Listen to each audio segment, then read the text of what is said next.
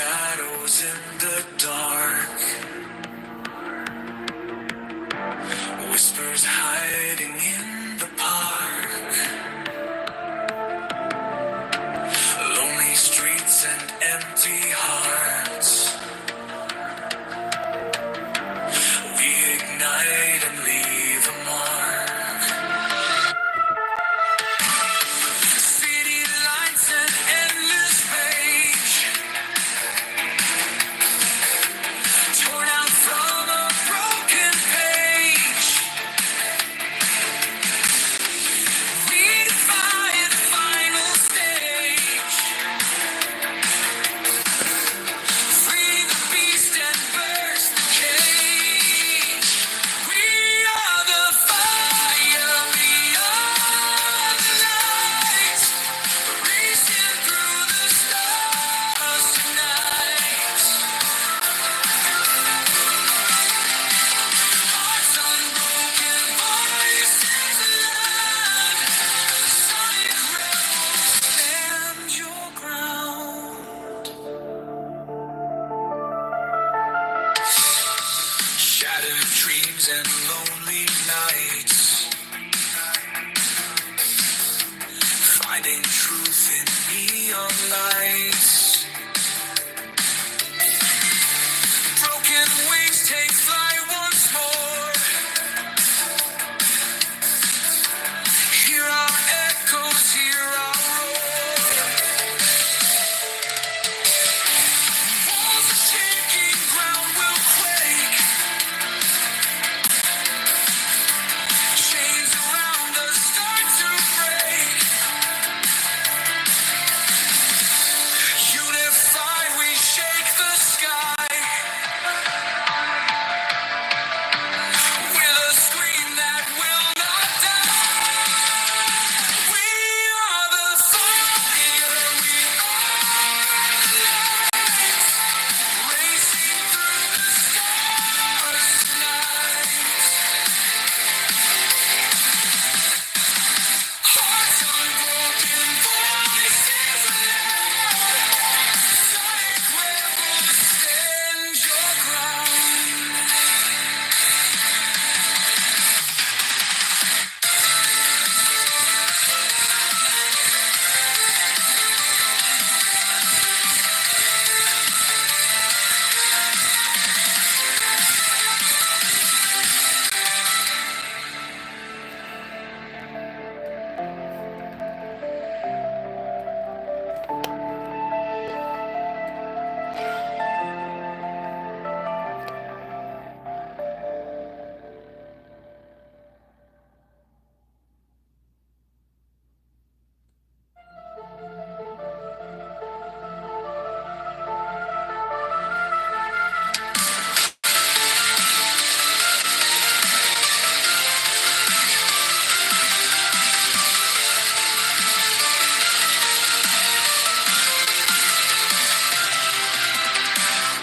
Chasing shadows in the dark, whispers hiding in the park.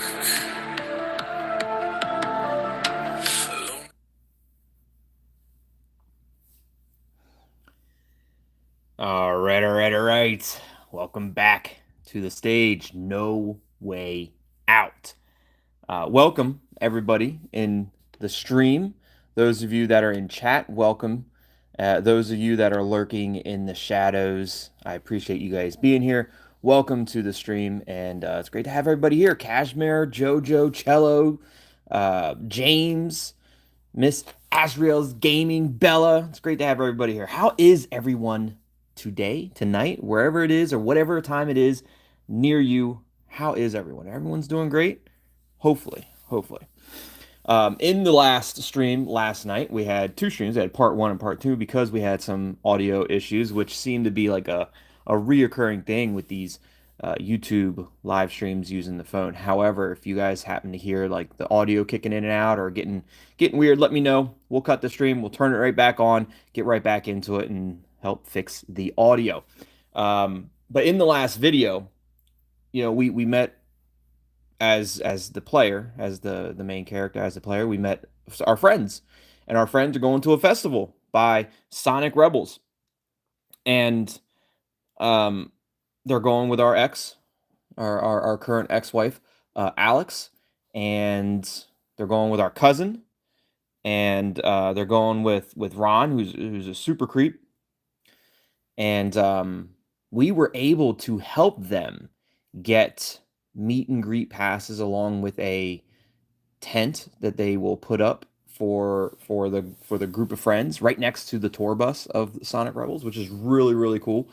And we were able to do that by absolutely destroying the radio what was it, radio 3XL quiz. With a little bit of help from Wolf, we got chosen, but it was our genius that actually won the quiz and got all those questions right. Yes, I may have guessed on a few of them and just got lucky, but either way we won, so you can't really complain about that.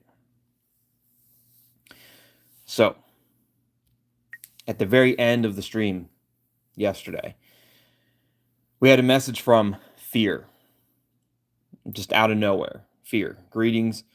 Um, yeah, nothing is as it seems. The shadows conceal more than the light reveals. And then we have a movie that's locked, and it's getting ready to be about time that we start using our genius hacking abilities, also known as unlimited Bix, to hack into these videos and completely skip the mini games. And that's part of the reason why you guys are all here, right? Skipping the mini games, don't have to worry about the mini games. Let's get straight into the story of it all. I know you guys don't. I know for a fact you guys don't want me to do the mini games because that's not the fun part. The fun part is the actual story. The fun part is the videos. The fun part is the gameplay, not the mini games. So I know. Look, Az and Bella both in there say, do not do the mini games. I see it. I see you guys' chat. I got you. We don't. You don't have to worry about it. We will not do those mini games. I promise you. I got you. Um, so let's respond to the fear, because there's only one way to find out who fear really is. That's by continuing on with the story. So buckle in, grab your drinks, grab your snacks. Let's go. The stage, no way out. Who are you and what do you want from me? Hacker, what kind of hacker? What kind of file is this? I can't open it. Wow, that sounds really profound. Was that line in your last fortune cookie? I mean, do we get rude with fear? Yeah, greetings to the great hacker. Soon you'll understand. I mean, the great hacker obviously is Wolf. It's not us. It's definitely Wolf. Twisting twisting my words again. Yeah, well, I just read it as I see it. And if I see the wrong words, then that's not my fault. I just read it how I see it, you know? James says, "Can you make this fun?" I can make anything fun, James. I can make anything fun. You want me to get rude? You want me to get rude? You want me when we talk about how it was a line in his last fortune cookie? Just get rude with fear? Like, we're not afraid of fear. I've never been I've never been fearful of fear in my entire life, ever since I've been alive. What, fear doesn't have anything else to say? Weird. Let's reach out to Wolf. Wolf, I know, and we all know Wolf's going to give us the ability to hack into our our file and unlock the file. But hey, Wolf, I have to show you something strange. Look what kind of message I just got from Fear. Fear wants me to play minigames, and I'll never do what Fear wants me to do, because I will not be controlled by Fear. How about that? What's that all about? The name Fear, and then the strange avatar. Surely just some weirdo, obviously. Probably somebody in our group. Probably Ron.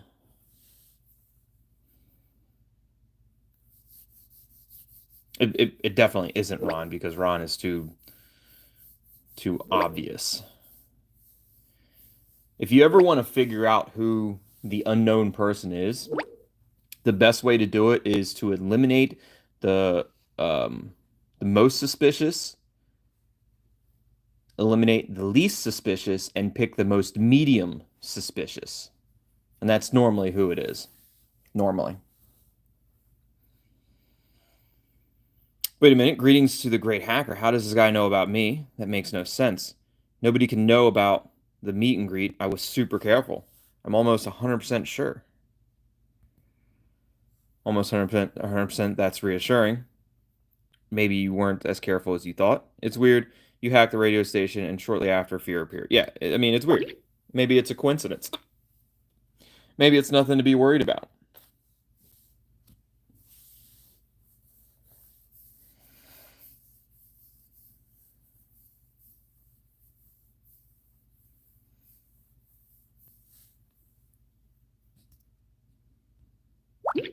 And what's this encrypted file, anyways?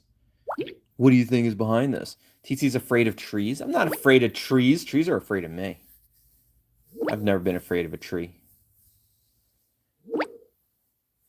Trees can't hurt you unless they fall on you. You ever heard of a deadfall?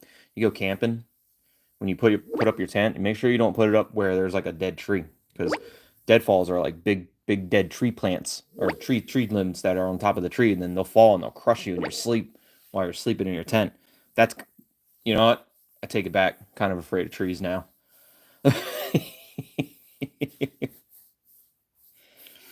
There he goes again, bragging on his detective. Look, it's not my fault that I'm probably the greatest detective in the world, and that's not even a self proclamation. That was actually said about me in another game, and I don't know how many people even got that. Like, not too many people got that achievement, but I did, because I'm probably one of the best detective in the game. Eva, what is the name? My name is Tongue Tied Games. Welcome, Eva, to the stream. But if you're talking about the game's name is The Stage No Way Out. Um I got the title right there in the I got the title of the game in the title of the stream. But yes, my name, what my name? My name's Tongue Tied. First name Tongue Tied, last name Games. Middle name Awesome. So don't forget that. Wolf, I miss him. Yeah, Wolf is back, and actually back very early on in the game. So it's hard to tell without looking inside. Tell me about it. Could be interesting or a bad joke, but you know what? Together with an old friend, you'll crack the file in no time. Hans is coming. So surely you remember Hans, the AI chatbot. But if I remember correctly, Hans was defeated by Charlie. Just saying. Well, Charlie, aka J.K. Knight. Hans was defeated. So I don't know why even Hans is back, because Hans was defeated, because Hans isn't nearly as good as Charlie. And that's just the cold hard truth. Sorry if that upsets you guys, but it's true.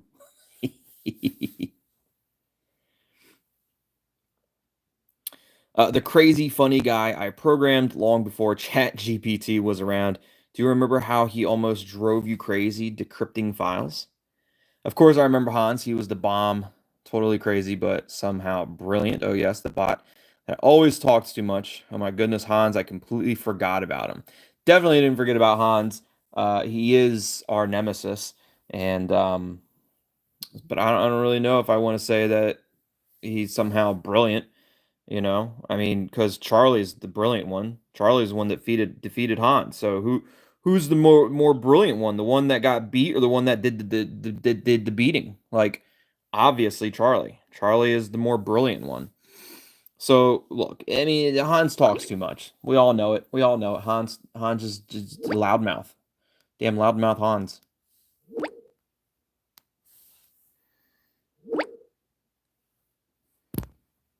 Well, he was killed by.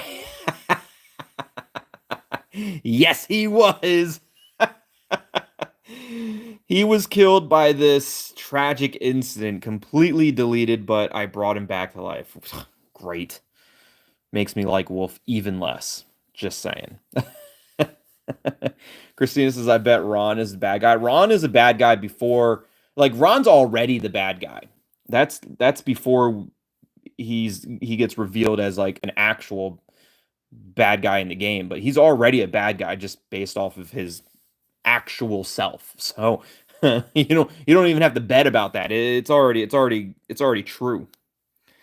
So yeah, Hans is definitely killed, but brought him back to life. But you know what? That's not going to be regardless whether Wolf brought him back to life or not. It's never going to be the same Hans. It's never going to be the same Hans.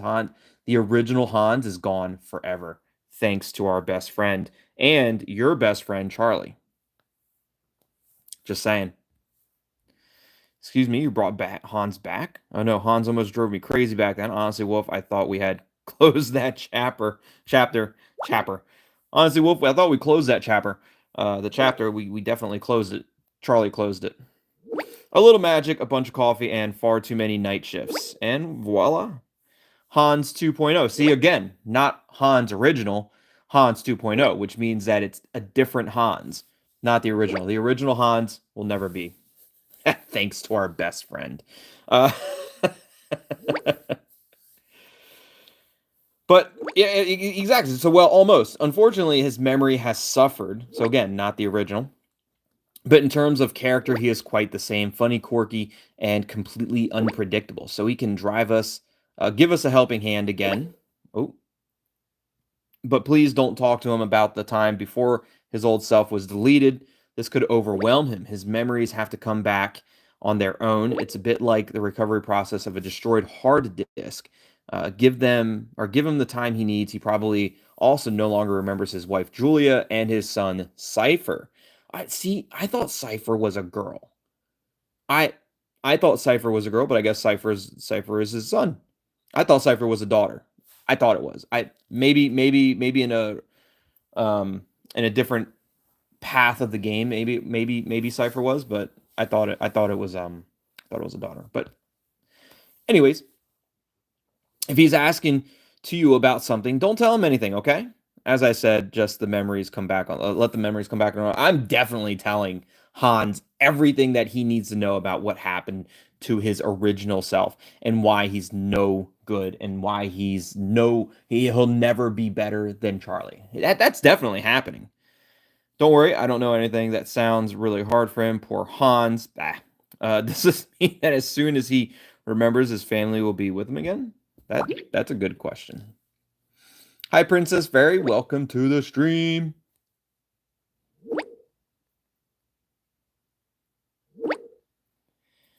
Exactly. Then everything will be the same again for him. As soon as Hans remembers everything, there'll be a big reunion, and you'll be there live. I'm really curious to see if Hans remembers at least fragments of you, at least your name. You've been through a lot together. Oh, and a little tip, don't ask him a math problem. Somehow something went wrong with the restoration. That usually ends. Never mind. You don't want to know that. I'm definitely asking him a math problem. 100% math problems equals surprise. Noted. Awesome. Have fun. I'm curious to see how you two will do this time. Oh, I can't wait. I can't wait. Hans, do you know about Charlie? That should be the first thing. Hey, Hans, how's Charlie? Hello, little human. This is Hans. But not just any Hans. Oh, no. The future of AI is here, bigger, better, and so over the top fantastic. Look at that. And he's got his little wolf toy. It doesn't even look like the original Hans. It's the creepy Hans, creepy 2.0 Hans, 200% more intelligent, except he can't do math, 300% funnier, and at least 500% more self-confident until you talk about the past, right? You forgot 1000% prettier. Hold on a sec. Is that wolf in your hand? Hans, my hero. Without you, my life was only half as funny. Look, Hans isn't funny. Charlie is funny. Need me to do a robot voice for Hans? I don't know. I can't be put on a spot for it. Maybe I'll try to come up with something next time. I'll try to work on it, but I can't. I can't do it right now. It's too on the spot for me. I get too nervous. I can already feel my heart beating. Like it's I can't do it on the spot. Boo. Oh, well, I found it. It's harmless. Okay, but please don't give me away. This is Mini Wolf. I made it so I wouldn't feel so alone. Okay, so did you make it or did you find it, Hans, you big liar? He may not be very talkative, but he always agrees with me. But wait a minute. You look somehow familiar to me. One second. Holy moly, my memory is a little spotty. Wait, I've almost got it. You are Snickerdoodle. Giggles. Yeah, no. No, I'm not Snickerdoodle or Giggles. Hans, can you please update your name database? Hans, please try using normal names. Nobody is called Snickerdoodle. I can't think of anybody I've ever called Snickerdoodle.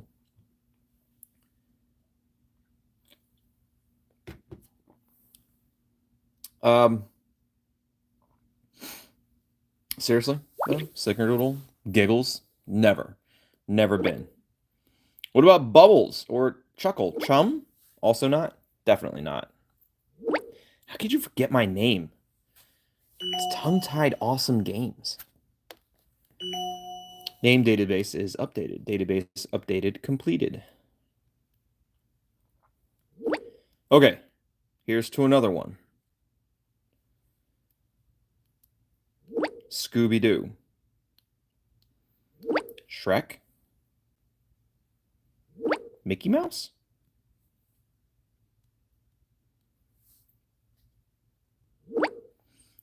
TT's new name is Chuckle Chum? Definitely not. Britney Spears, Arnold Schwarzenegger? No, not that either. Hans, I don't think there's any point in guessing. Can you really not remember me? That breaks my heart. Come on, don't give up, Hans. I believe in you. Look, there's no point in guessing. Just let me tell you, Hans. It's Charlie. Ha!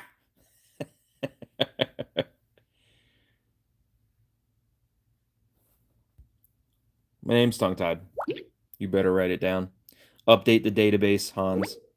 Tongue-tied, of course. That would have been my next guest. Honestly, holy moly. Now I feel like an ancient robot, believe me.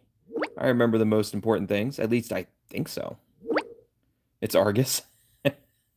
I was Argus. That is also true. I was Argus. Eva says I should start a podcast for real. Why though? Why would I want to why a podcast? And what would I even talk about in a podcast? You know what I could do in a podcast? I could like in the podcast, I could stream playing the games and then commentate over the games like in the podcast, but like stream the games and then commentate. And then like maybe even like record games and then commentate on those and then upload them to YouTube. But like say that I'm doing it as a podcast. How does that sound good? We could all I mean I could also live stream them on Twitch too. How's that? I feel like I feel like that would work. We could do that. That would be great. Awesome. We're already halfway there. We're definitely doing that. I mean, we're kind of doing that right now, I think. Um, I mean, let's just pretend that this is a podcast. And this is the first live stream of the podcast. So, hey everybody, this is Tongue Tied Games podcast on YouTube. And we're playing and commentating on stage, No Way Out. I hope you enjoy it. Now, we're talking to Han.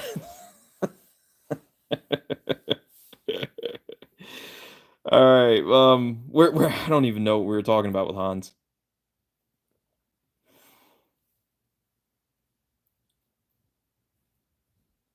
So, tongue tied, of course, that would have been my next guess. Holy moly! Now I feel like an ancient robot, but believe me, I remember the most important things. So I guess my name's not very important. At least I think so. Go on. Set me a task. It doesn't matter which one. Ooh, premium chat option.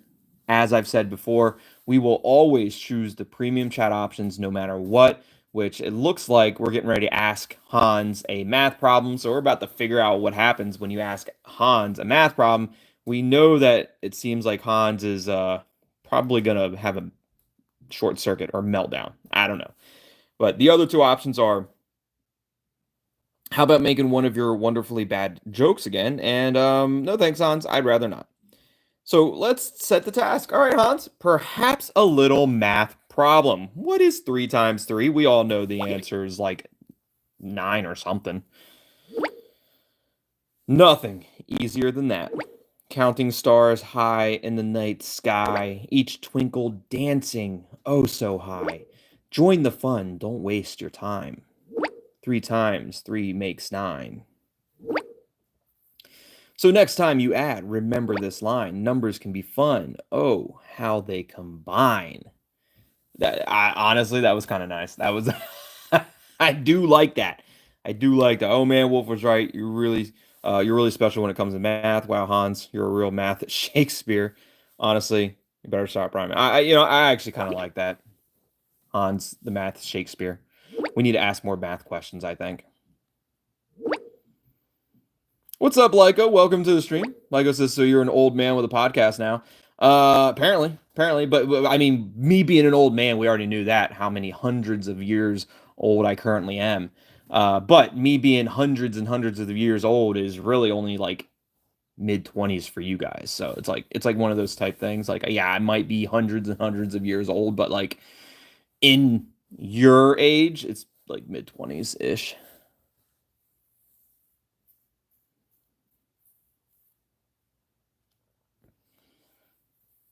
Han says, and that's not all. I have a very special masterpiece up my sleeve. Prepare yourself, for now comes the poem the world has to see. Go ahead, Hans. I'm excited. No, Hans, no more rhyme. Look, I want to read it. I want to hear it. Okay, here we go. Immerse yourself in the poem. The Lost Sock. It's the lost sock. Everybody has that dryer that eats socks. We don't know what happens to them. They disappear. They go into a void. They go into a black hole. Who knows? Those lost socks, they definitely something happens to them. Something in the dryer, like they just disintegrate or something. I don't know. Um, really, a poem about a lost sock. It's going to be epic. I can feel it already. Fire away, Hans. Fire away, Hans. I'm ready.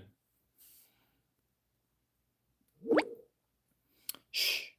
Now it's time for silence. The poem begins. In a dryer spun with clothes so bright lies a lonely sock lost from its light. Its partner once danced a playful embrace, but now it's gone, left without a trace. Oh, where have you gone, my dear mismatched mate? Did you find a new pair or abandon our fate? While I tumble here in this heat and this whirl, you've cheated on me and set off to twirl. So it should spy a sock on its own. Remember the stories that may lie unknown. Do you understand? I hope you like it and get the deeper meaning. Yeah, so that Alex is definitely cheating on us because like we're the lost sock and Alex is out there twirling around with a different sock. Kind of rude, kind of mean. That was great. I loved it. I thought it was a bit too much of a cliche. Do you think it's funnier that the poor sock was betrayed? Or do you think it's funny? Look, it was good. I liked it, but it kind of hurt my heart a little bit because obviously that was about me and Alex. Says my daughter loses her socks all the time. That makes me happy. I knew my sock poetry had the potential to conquer the world. Maybe I'll write it in a whole book. Love whispers from the tumble dryer, relationship tips for socks. But before we digress completely, let's get to the real reason why I'm here. My master Wolf sent me to so we can hack a file together. Just have you play along, literally. Wolf thought to himself, if we're decoding data, why not have a bit of fun? You have to combine colorful symbols, and I'll do the rest. When we're done, the file is ours. Cool, right? Yeah, actually, it's really nice because I've got unlimited Bix. So I'm supposed to hack by playing Candy Crush. Isn't there a cheat code or something? Sounds familiar to me. Yeah, it sounds very familiar. Sounds just like the unlimited Bix that I know and love. James says I like the TT voice and sound great. Well, I appreciate that. Thank you for the compliment. Hopefully you guys enjoy my voice. Hopefully that's part of the reason why you listen to me. Hopefully I don't have a weird voice. I always thought I had a weird voice growing up. Still kind of think that, but it's just my interpretation of what I sound like. And we all sound different to other people. Like what I think I sound like definitely sounds different to others. What is Hans talking about? I wasn't even paying attention. That's right. that sounds familiar to me too, almost like deja vu, as if we've seen this kind of situation before. A little confused. Time to start the hack. I mean, the super secret candy game. Before we get started, you just need to install my legendary hacking Hans tool. Let's go ahead and install that right now.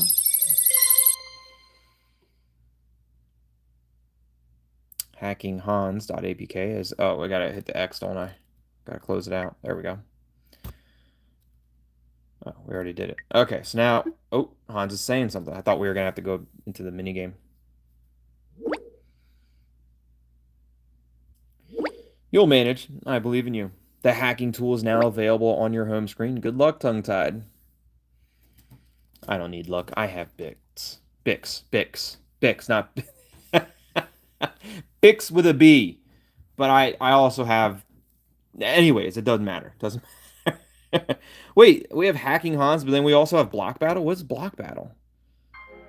Collect reward. Might as well. I mean, do we have to use gems now, not Bix? I should have unlimited Bix. I better have unlimited Bix. Yeah, I've got unlimited Bix. See that little flat at the top? Yeah. Unlimited Bix. Unlock all stars immediately for 220 Bix? Dang. How many? Still 22 stars to You need to unlock 22 stars to continue? That's a lot of freaking stars. Normally it's only like 6 or 9. They want you to unlock all of them. 22. That's a lot. That's all. That's like 1 through 7 plus 1 star, you know? Sheesh, mama. Let's just go ahead and hack into it. I'm not collecting 22 stars. I don't care how much you guys want me to play the hacking mini games, which seems like a waste of time. Because obviously I would get it on first try every single time. It would just take a long time for us to get back into the main game, you know? You know? There's no point. There's no point in doing the games. There's no point.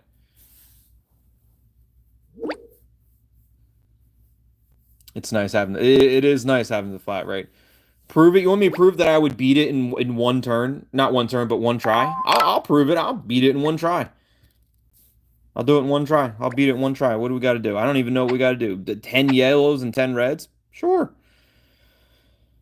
Oh, collect 2 or more blocks of the same color. Got it. Collect the blocks until you reach the goal. Got it. All right. Easy. Boom. Boom.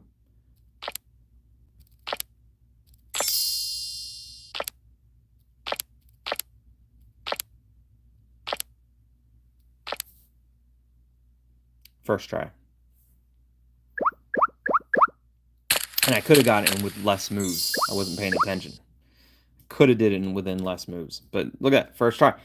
The fact that I only got 2 out of those stars is a little weird. But either way, first try. Got it. We received a new file. Let's check it out. Hans 2.0. See, proved it. Proved it. First try. Look, you can't tell me to prove it and then criticize the fact that I picked the first one to do it. You said prove it. I picked the one and did it. And now you're like, oh, the first one's too easy. And that, no. I did it. I proved it. I proved it. I could do it in one try. First try. First try every time. Holy macaroni. You did. Who did just rock the hack? You nailed it like a world chess champion who checkmates his opponent with a single move, like an astronaut landing on a moon while drinking a coffee.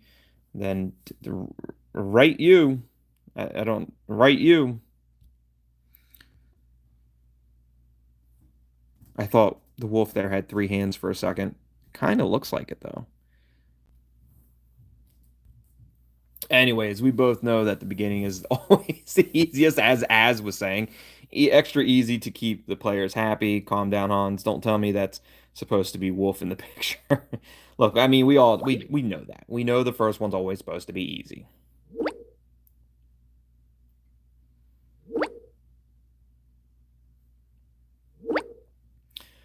Oh no, what are you writing? You're breaking the fourth wall. I hope you have a helmet on, but enough talk. Time to check the results. Let's see what's behind this encrypted file from Mysterious Fear. Ooh, sheesh mama. Got a naked mannequin. Fucking hell.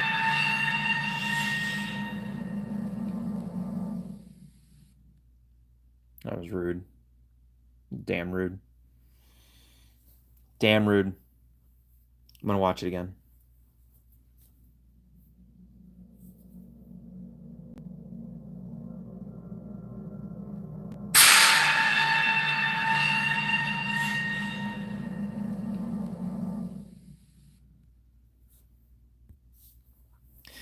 This sphere probably wanted to live up to the name and scare me. Seriously, a mannequin with a warning sign? A naked mannequin. What do you think, Hans? Yeah, what do you think, Hans?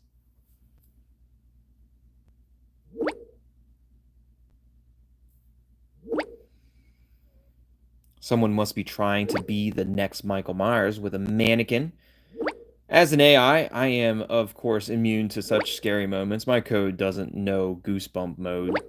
But what about you? Did your pulse at least briefly go up? No, not even a little bit. Not even close. I've never been scared. Never gotten scared.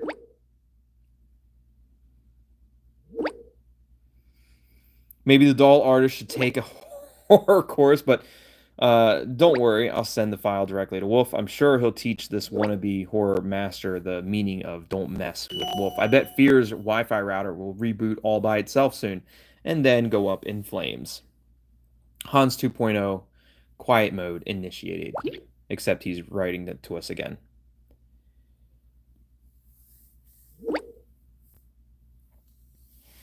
Remember, I got stuck on a man. I do remember that. The mannequin wouldn't let me go. I got stuck. The mannequin had me, wouldn't let me go. And Az was trying to leave me.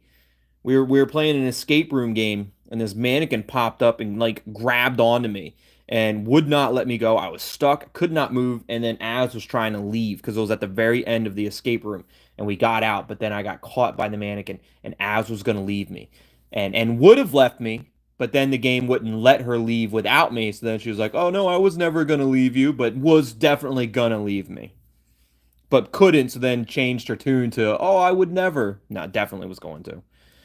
All right. Oh no, my time is almost up. What do you mean by that? Is your battery running low? Whatever you're trying to tell me, I should talk to Wolf now. What do you mean by your time is almost up?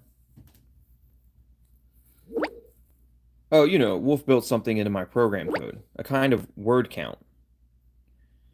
If I talk too much, I automatically go into sleep mode. That's what you call a speaking ban a la Wolf. Totally exaggerated, isn't it?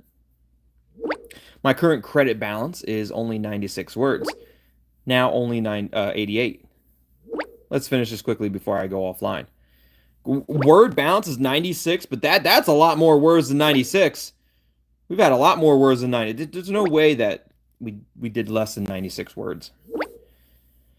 Let's finish this quickly before I go offline. Tongue-tied. I'm really looking forward to seeing you again. It feels like my memory is slowly coming back piece by piece. Somehow, you're the key to a part of me that I really missed. What about Charlie? I bet Charlie could help you get your memory back.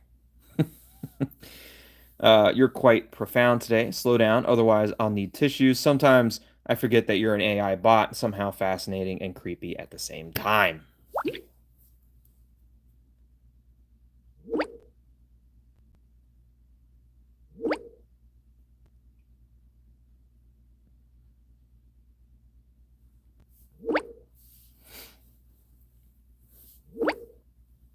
Now that's what I call a compliment. I do my best to be incredibly charming. Wait, how is calling him creepy and fascinating? Like fascinating and creepy at the same time. How is that a compliment? I don't know. Okay, that's it. My remaining letters are counting down like a bomb in an action movie. 3, 2, 1, and Hans is now in sleep mode.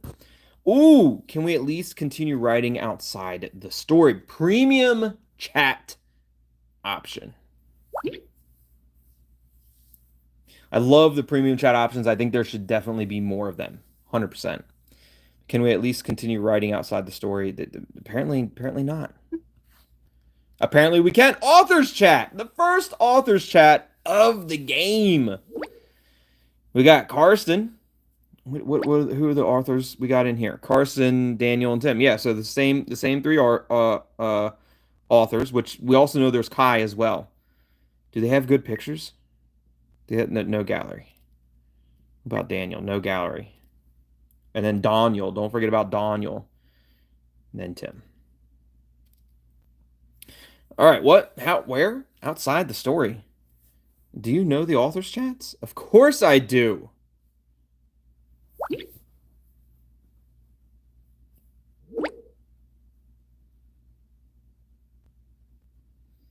Oh, and then you already know us.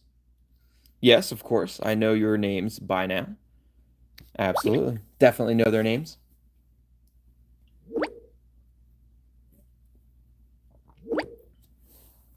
Hans says, well then, I'll get the gang together again.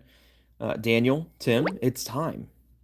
Can we not have a rest for one game? Grumble, grumble, Daniel is back. Or should I call you Daniel? Yes, Daniel. Thought his name was Danny. Guys, can't you at least get along for one game? There is still one person missing, and that's Charlie. For whatever reason, Charlie is missing. But that's how I know you. I really missed you guys. While we'll try. Yeah, Charlie. Will Charlie be back? Of course he will. Should be. Thank God. No. He supports his brother Chester as an acting coach in circus. Boring. Rude. Absolutely rude. Charlie better make his way back. Oh, I'm going to be so mad if Charlie doesn't come back. Boring. The old people's home, as called, they want to see more of you. Tongue-Tied is here to be entertained. And what could enrich the moment more than my epic music album, Hans Hits 1.0, Hans and Roses, Daft Hans, Hansi Perry, Error 404, No Boredom Found. Note, those allergic to fun may experience side effects. You have your own album? That's so cool. Hans and Roses, Daft Hans, seriously. Cover looks really professional and impressive. But look, wait, like Hans and Roses? Daft Hans, really? Are these like cover songs then? James is right. We need Charlie back into the storyline. 100%.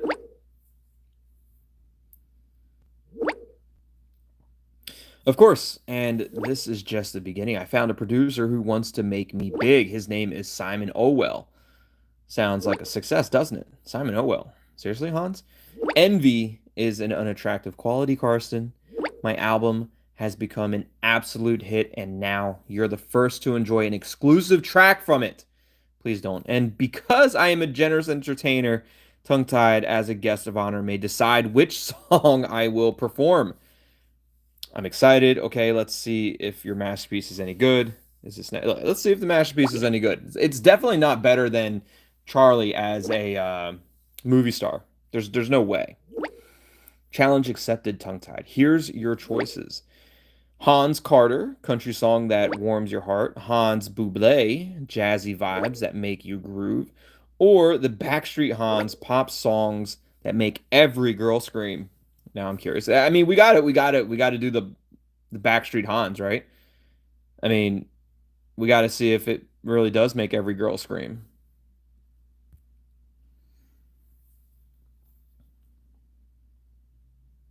Let's do it. Backstreet Hans. As pick Backstreet Hans too. I can't imagine the other two are any better. Has the AI smart and sly? No heart inside, but I still cry. I run on chips, not apple pie. But mess with me, I'll say goodbye. Oh, baby,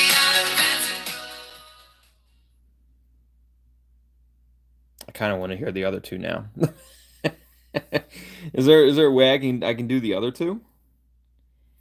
Hans, I'm officially your fan. When is the album coming? You definitely need to practice the playback. Hans, I think Backstreet Boys would sue you for this performance.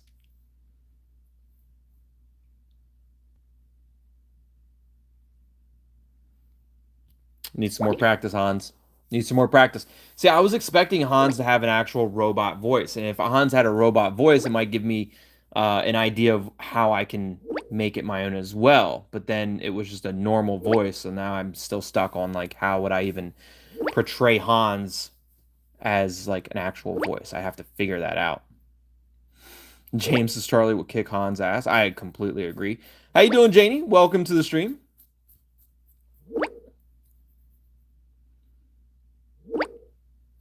I honestly I didn't even hear the lyrics. I wasn't really paying much attention. Playback, that's what I call artistic freedom. Don't worry, everything will be perfectly tuned by the time the album comes out. It will be a colorful mixture of everything your heart desires, but if the wait is too long for you, you can find all 3 songs in full length on the VIP app. Enjoy my exclusive hits before they are released. Not as bad as I thought, says Daniel. That's right. Is there a karaoke version? I would love to practice it in the shower. You're gonna karaoke in the shower, Tim? Like, aren't you afraid of like electricity and water combining in said shower?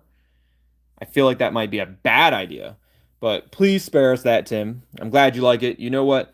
In the next authors chat, I will present you a new song of mine. You get the exclusive hits from Hans as a pre-premiere.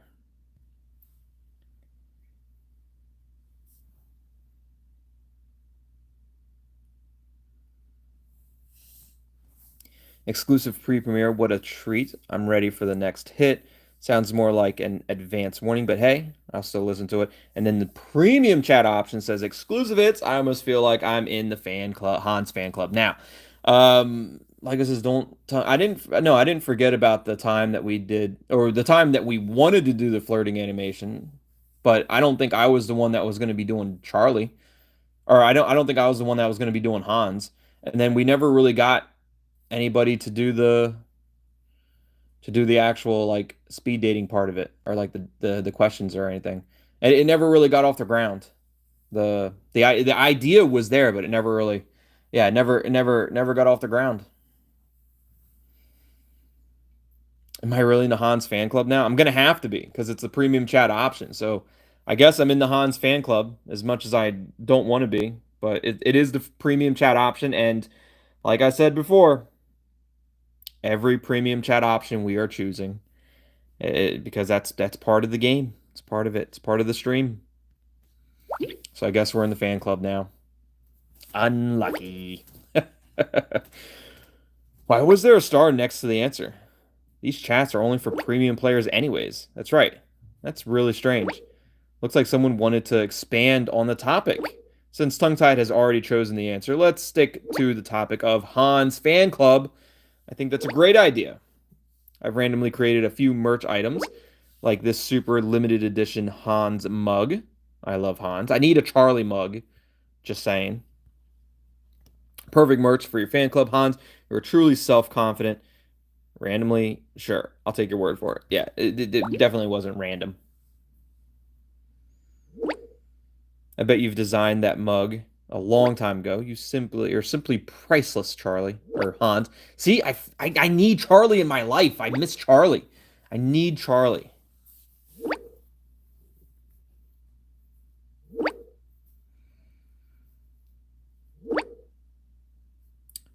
So what's next? A t-shirt feeling Hans-tastic or a poster that says Hans it up?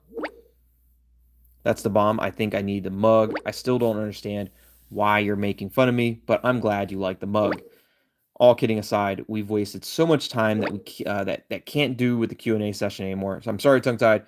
We'll have to postpone this. Yes, unfortunately, we have to call it a day now because Daniel insisted on organizing an escape room event in the office. The problem, he's hidden the key, but he's forgotten where. We've been stuck here for hours. Just wanted to create a real escape room atmosphere. Nobody could have known it would be so realistic. Tongue-Tied. You know what we're dealing with. All right. I suggest we say goodbye for now. There will be a Q&A session in the next authors chat, and hopefully we can tell you about our escape room or escape from the reality games office. Or you're still here and I'll have my first live performance on your desk. That would be a good excuse to break down the door. So Tongue-Tied, See you next time. Keep your fingers crossed. And if you know a good locksmith, let us know. So you don't have a key and Hans wants to sing. That sounds like a first-class escape room scenario. That was really entertaining. You are a bit chaotic, but a really likable team. That was a flop. Even time for a little Q&A. Look, Hans singing, no key to get out of the office. Sounds like a real escape room.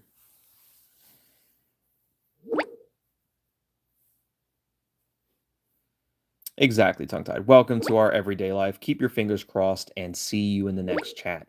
We'll be in touch when we've escaped. Talk to you later, tongue-tied. Bye, tongue-tied.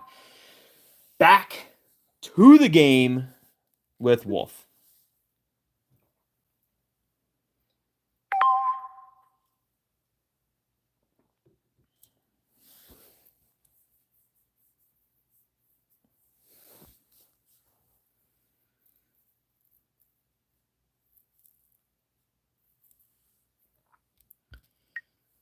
All right, Wolf. This video from Fear looks like someone has a fetish for mannequins. It could easily be out of a horror movie. I mean, who knows? Maybe the guy is sitting at a table with his dolls and is holding imaginary tea parties. Is that a shot at J.K. Knight? Because I don't appreciate it, Wolf. You don't believe that? You don't really believe that, do you? So creepy. I think you watch too many horror movies. Um, it would be creepy though if somebody was just like having their little tea party with a bunch of mannequins. Fear is J.K. Knight. That would be an interesting way to get J.K. Knight back into it. Right. But believe me, this really happens. Have you ever heard of an what? Heard of Anatoly Moskvin? Nope. Probably didn't even say the name right. No, it doesn't mean anything to me. Who is that supposed to be? Maybe the name sounds vaguely familiar. Tell me more. Yes, I've heard about him before. Creepy story. No, I've never heard about him. Tell me about it. I'm sure it has something to do with damn mannequins. Hey, Matthew Wisniewski, welcome to the stream. So what's good, TT? Every day, every day. That's what's good. Every day is good. How's Matthew doing? Hope you're doing well. Welcome to the stream. It's been a while, Matthew. I miss you, buddy. How's Matthew? James says, I'm sorry, going to hop off, and everyone take care. Have a great day or night, James. Thanks for hanging out. I hope you have a great one, and we'll see you in the next one, James. The as says the Anatoly Moskvin story is wild. Welcome, Georgia. It's great to have you here. I feel like TT would totally have a tea party with mannequins. Just gotta be naked first. Just look at his Outlast videos. True. If the mannequins were naked, then we might have a party. It starts off as a tea party, but then gets wild later on. You know, strobe lights, black lights, neon green and orange lights, like strobes and everything else. Like, yeah, I could see that happening, and I think that would be a hell of a party. But yes, it would start off as a tea party just to get into the mood of it. You know, have little sandwiches, little tiny sandwiches. That'd be good. But no male mannequins, no male mannequins allowed. All girl mannequins. It says no black lights. We see extra. Look, I wasn't planning on bringing the mayo into the stream but seeing how you brought it in, I guess we're sticking with it. All right, so Wolf says this guy really tried to deliver the scariest horror story of all time. 29 life-size dolls were found in his apartment, but these were not normal dolls. He robbed the graves of young women and built dolls from their remains.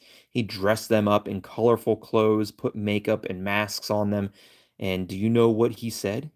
He thought he could bring the women back to life, just like in Pet Sematary.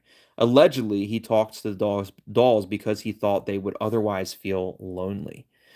That sounds like a psychopath to me, but a premium chat option awaits and says, and that really happened? I'm gonna need to see a news article. Pixar didn't happen, Wolf.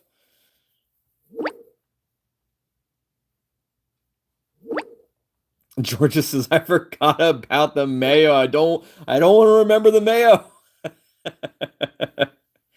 Matthew says, it's been a while. Have you been on Twitch? I mostly stick on YouTube, but things are good watching some football. King of the Hill is back, and or one of my favorite shows. Happy about that. That's dope.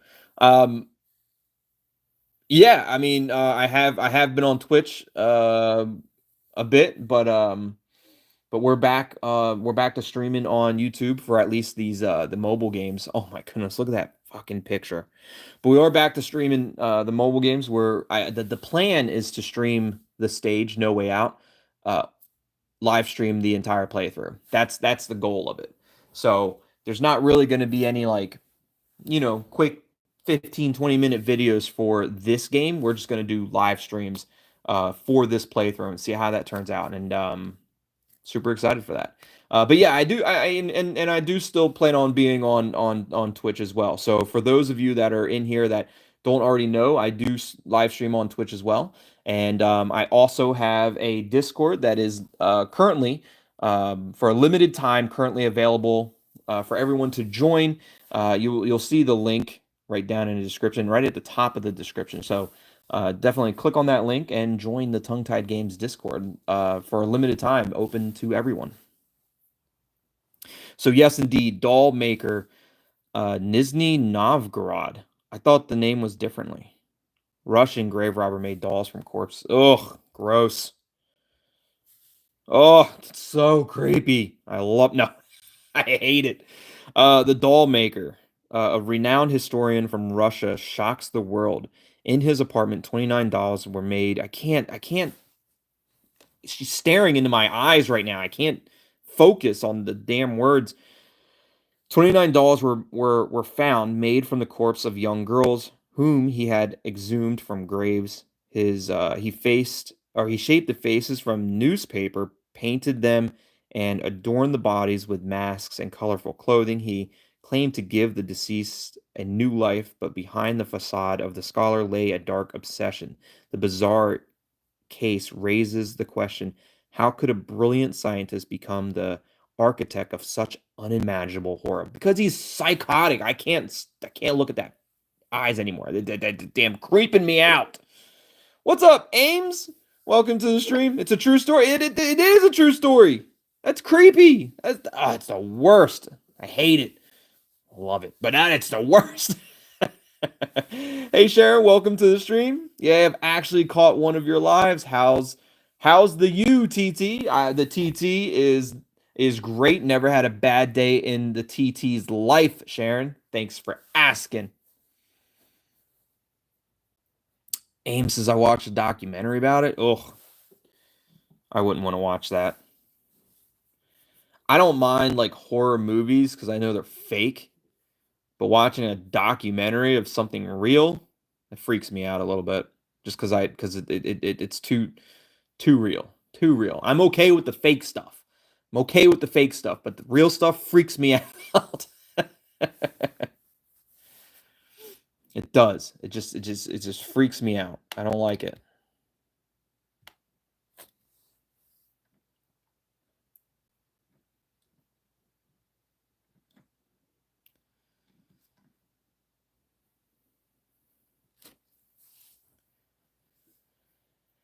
Ames listen to the podcast. Oof. I listen to there's a podcast called Lore. Lore. I listen to that podcast sometimes. Aaron Mankey, he does the podcast Lore. He's got a nice voice. I like listening to his voice. It's very soothing and calming for me. You guys talk about how my voice is soothing and calming. I don't think so. Listen to that Aaron Mankey's voice. That's a soothing, calming voice. I'll tell you that right now.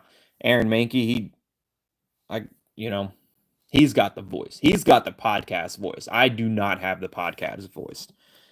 I've got the face for radio, but I don't have the podcast voice. So when you hear something like that, you wonder how twisted some people are. Sorry, I didn't mean to cause panic, but sometimes reality is crazier than any horror movie. Yes, reality can be definitely scarier than any horror movie that could ever be out there. Like reality is way scarier than fiction. Non-fiction's way scarier than fiction. I didn't panic, but you've given me some goosebumps, no problem. I like scary stories. It's all good, but I will panic when fear suddenly appears outside my window. Look, I like scary stories.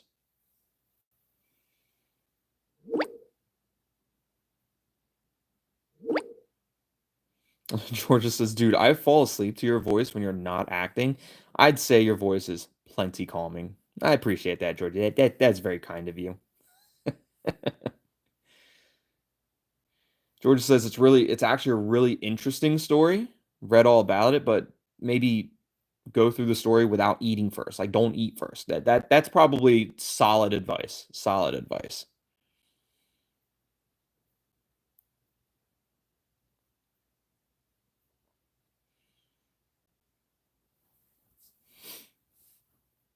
Wolf says, I'm glad you're taking it with humor, but the question remains. What is this warning about, and how does this guy know about me? Wait a minute. What if the guy thinks I am the hacker? I mean, that's also true. What if he thinks that I'm the hacker? What if he thinks that I alone did the hacking into the radio station? I mean, that's very true. It's definitely possible.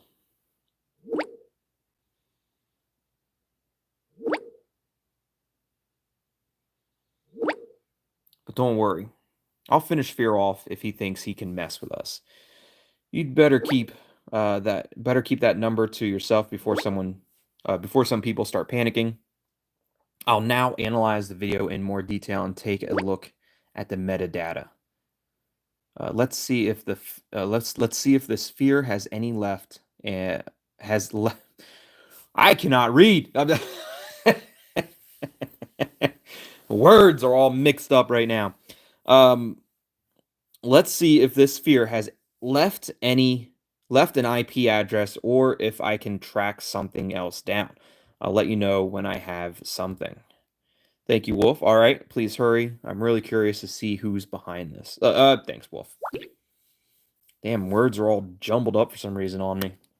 Can't damn see them straight. I don't know. Anyways, Alex. Damn, current ex-wife. Live report from the van. We are on the road. The atmosphere is great, but we have a small problem. Yes, you do have a small problem. Goes by a 3-letter name named Ron. That is the problem. Please tell me this has nothing to do with a lost exhaust. Let me guess, you've forgotten something important. Did Ron get a free flying lesson? I think Ron got a flying lesson. I hope Ron got a flying lesson.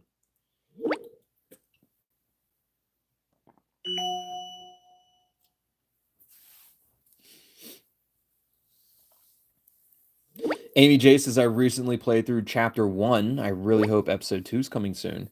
Welcome to the stream, Amy J. What did you think of chapter 1 or episode 1? Or do they go by chapters or episodes? I can't remember. But what'd you think, Amy J? Let us know what you thought. What is your consensus on episode chapter 1? Alex says, no, Herbert has just shown us that he has a sense of humor. Every time Jimmy steers to the right, the horn goes off. Earlier, the guy in the convertible next to us probably thought I was flirting with him. He winked and blew me a kiss. And the guy in the truck just honked back at us 3 times. I don't want to be a spoil sport, but when the battery gives up, the ghost honking is the least of our problems. We'll be pushing Ron. Honestly, this is a joke. We're driving around in a wreck. I'm getting a heart attack every time this thing goes off. And as if the whole thing wasn't embarrassing enough, now I'm supposed to write everything in this stupid group chat, and you're all sitting right next to me just so your favorite buddy, Tongue-Tied, doesn't miss anything. Exactly. Tongue-Tied, favorite buddy games. That's my name, Ron. You know this by now. It's Tongue-Tied, favorite buddy games. Let's listen to this little message that Sophie sent us. This so embarrassing. We're drawing all the attention here. Well, at least it won't be boring this way. I wonder what wiring malfunctions there could be to make the horn go off when you turn a certain direction. Like, it doesn't make much sense why that would even happen, but like I have no idea how that could even be possible. That the horn goes off when you make a turn. Unless there's like a loose wire that's just touching another loose wire. Look on the bright side, at least that way you can edit your words before they come out wrong. As far as I'm concerned, I'd like to see you banned from writing. Ron is right for once. If the typing gets too much for you, I won't be mad. Look, at least you could, edit your words before you actually send it. Amy J says, I liked it. A bit slow beginning, but ended just when stuff started to happen. So it ended suspensefully. Like, it had some good suspense when it ended. That's good. But I'm glad you liked it. I mean, not that I had any, I didn't have any hand in making it or anything like that, but I'm happy that you enjoyed playing a game. It's always, there's nothing worse than like downloading a game that you think you're going to enjoy and then not enjoy it, or if it was something that you paid for a game and then you find out that it's just not a game that you enjoy. That it's like the worst. So either way, happy you enjoyed the game. So that's good. That's good.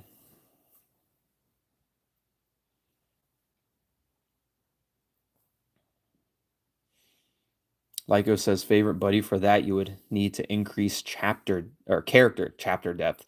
Character depth. I don't think I do though, Lyco. I think I'm tongue-tied favorite buddy games to a lot of people.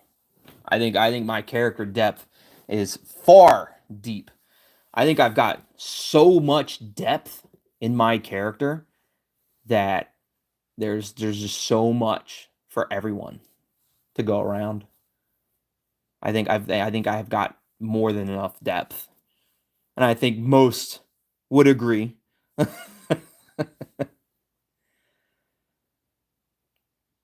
Georgia says, no, there's totally something where it's getting really into a game that you paid for, and then the platform removing the game for their available catalogs before you can finish it. That's true too. Like there are games out there that you could get really into, and then they just close the servers, and then you can't play the game anymore, and you paid for it. So it's like I paid for the game, and then you close the servers. So now what am I supposed to do? Like I don't have the product that I paid for. So I understand that. Lyco says, yeah, I call bullshit. So what, you think that I'm not somebody's favorite buddy? Like what's is it because you don't feel like I'm your favorite buddy? Is that where we're coming from? Even Matthew agrees that I'm just oozing with depth.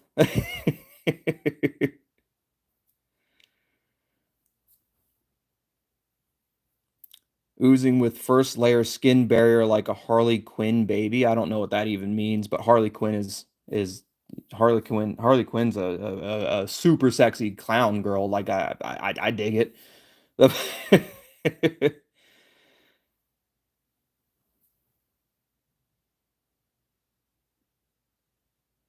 As is I'm Az's favorite buddy, tongue-tied favorite buddy games. So see.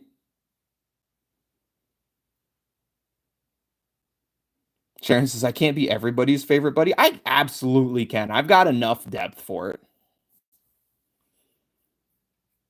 It's US defaultism in here. I don't even know what that means, Lyco. What does that have anything to do with anything?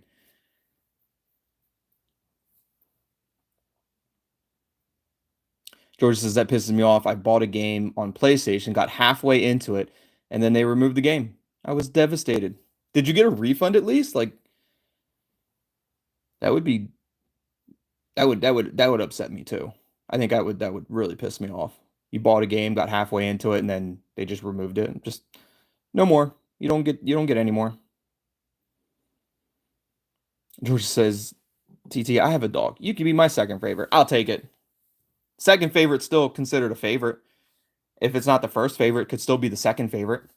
And if it's not the second favorite, it could still be the third or fourth or fifth favorite. As long as there's a favorite in there, I'll take it.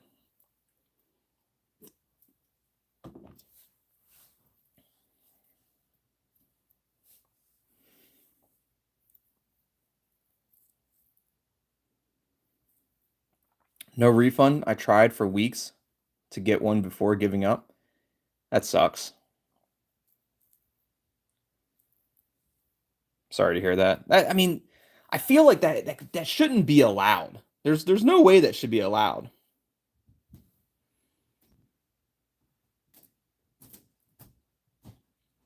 I don't have a favorite buddy because apparently those I consider can't hold up to their own words. I don't know what that means either, Lyco. I don't know if you're referring to me, but I'm pretty sure I hold up to my own words. And if you are referring to me, Lyco, like what's the point in coming into the stream and just being a fucking downer the entire time? I'm not sure. I mean, you did that in yesterday's stream too. For like the vast majority of it, you're just being a super downer about the game, a super downer about a lot of stuff. So I just don't understand.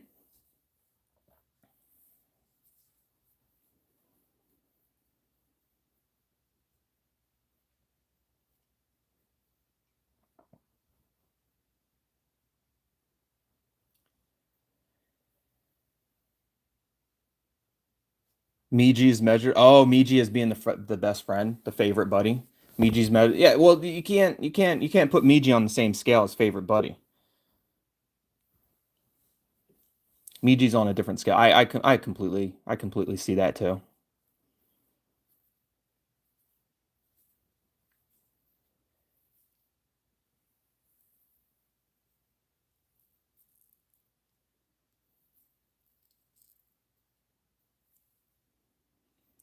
See, as I understand that it's all digital, I get that. I get that it's all digital, but you're still like paying for a product.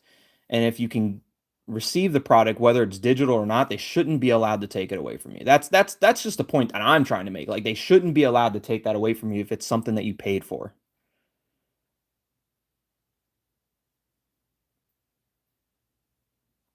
Georgia says she's my love, not my buddy.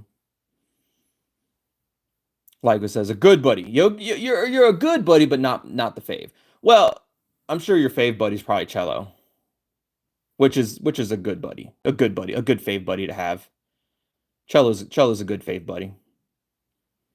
But even, oh, okay. I thought I was looking at my playback and I just saw a buffering circle, and I was like, oh, did I just crash?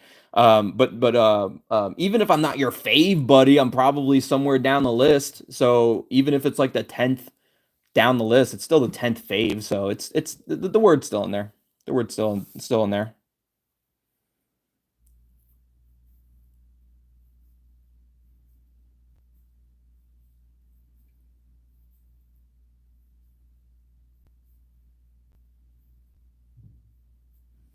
As agrees, but the game companies think differently. They do think differently. Lyco doesn't do favorites. That's a shame. You should always have a favorite something. There should be a favorite. I've got favorite buddies. I've got 19 of them watching me right now. All my favorite buddies.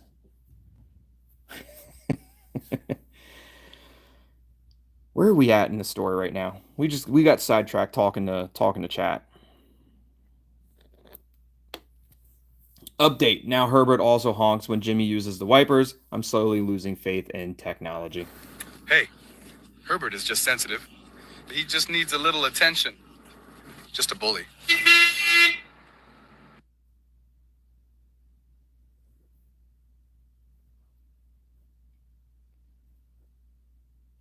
George says, I'm with TT on this one. I ended up putting the game on my wish list for Steam, and then Lexa, the beautiful woman that she is, bought it for me as a gift, and then they just deleted it. They just said, nope, not anymore. That's shitty.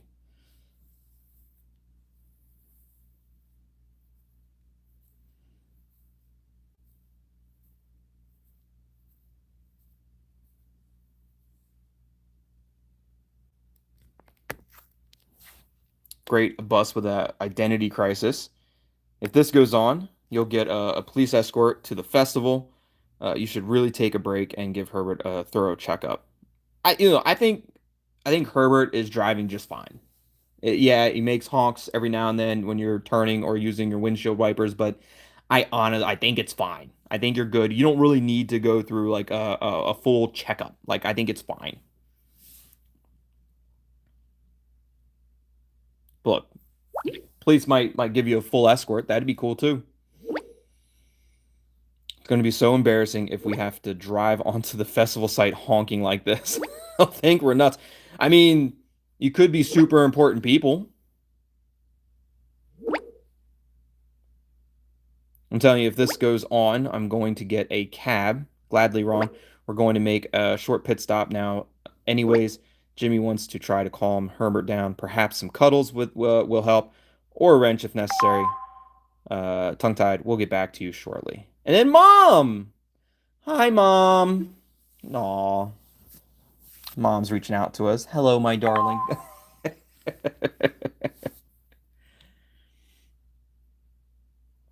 Oh, I didn't even see it. Lyco says, did you just assume I put you into the bad buddy territory and you called me a negative? Well, yeah, I did assume that because you're being very vague about it and you're in my stream talking about it. So I just assumed that you were talking about me. My bad. If I was wrong, my bad. My bad. I'll take the blame for it. If it wasn't about me, and I did assume that, you're right. I assumed it, and it's not about me, then that's my bad. But it was very vague, and it sounded like it was being pointed towards me. I mean, am I the only one that thought that? Maybe. I might be, but that's my bad. My bad. I apologize. I apologize.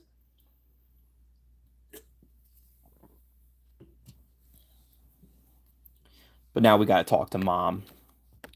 So excuse me, chat, while I talk to my mom. Hello, my darling. I feel so good today. Like I'm on top of the world. Oh, Mom's taking drugs. Damn it. I thought I thought I'd text you quickly. Let's see what Mom looks like. Does Mom have anything in her gallery? Nope. She got nice nails though.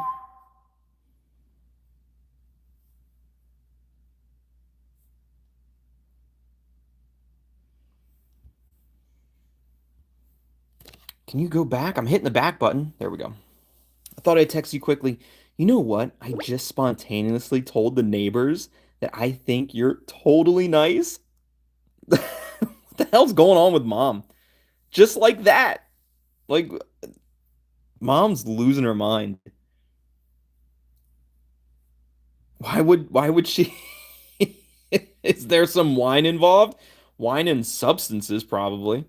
You're in a good mood today. I thought you had never ending argument with them about the garbage cans. Was there some alcohol and substances involved in this wine, Mom? In this conversation? Come on, I don't need wine to be in a good mood. This is pure bliss. I don't need any alcohol. Besides, I have my tea. Yum. Mom's on something. There's something going on with Mom. There's like that tea was made with shrooms or something. I don't know. Something's up with Mom. What kind of tea is it? I want it to. Cheers, Mom. I know you love your tea. What kind of tea is that? That is shroom tea. I guarantee it. I bought it today in this cute little tea store. You know, the one next to the bakery where you stole the 2 Coke bottles with Jimmy. Remember? Jesus, Mom. I know, although you always taught me not to steal. It was just a test. We didn't mean to cause any harm. I remember, but I think Jimmy successfully blocked it out.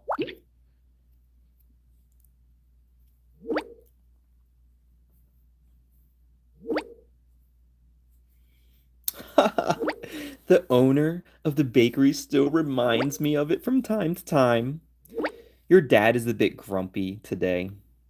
He thinks I spend too much money on things like tea. Sad face.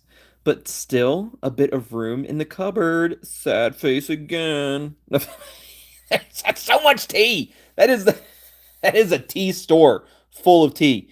And look at that tea right. Oh, I can't zoom in. I'm trying to zoom in. There is That is weed tea right there. That is what mom is drinking right this second. Where's the shroom tea?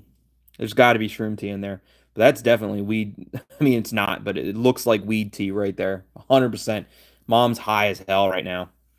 Dad always complains about something. Let him talk. Why don't you work on how much his pub crawls cost? He should be happy you don't have a weakness for designer bags. That's true. At least it's tea. She probably spends more on tea than most people spend on designer bags, but exactly. Maybe I should tell him that I want to treat myself to a Louis Vuitton. The tea suddenly seems like a bargain. Back to the tea store. For a moment, they had a new temp. A new temp? What does that mean? Oh, like a temporary worker. Got it. She's such an incredibly nice and helpful young woman. There's the tea temp. What is that? Wildflower? Wildflower tea? You know what, Mom? If you want to pass my number off to the tea temp, you can do that. I approve. You can send my number. You can give my number to the tea temp if she likes it.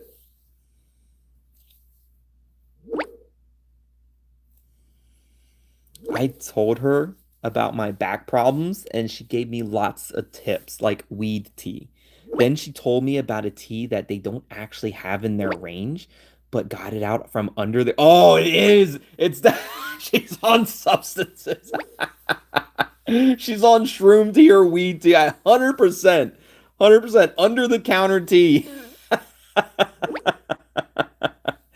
Oh, it is. It's got the color. I can see it already in the pictures. Oh my goodness, 100%. She is high as hell right now. She,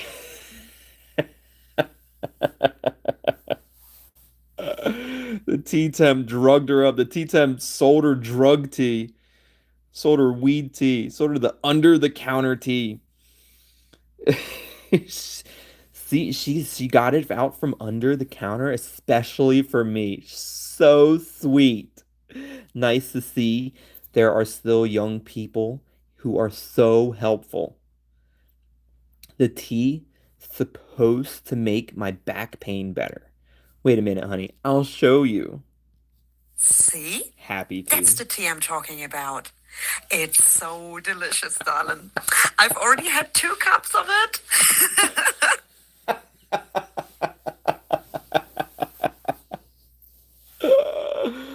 Mom's high as hell. Oh no, Mom, I was scared it might be that kind of tea. Does does he help? Does he who help? He? Who's he? That explains your great mood. Yep, I was afraid it was that kind of tea. Mom's high as a kite. Mom's so high, apple pie in the sky. Why? What's going on? You know that's cannabis, right? Forget it, Mom. I'll explain it to you. You know what? If it's making your back feel better, Mom, don't even worry about it. I mean, it's not like you got caught, you know? So just enjoy the tea, but enjoy in moderation. No, now I want to know.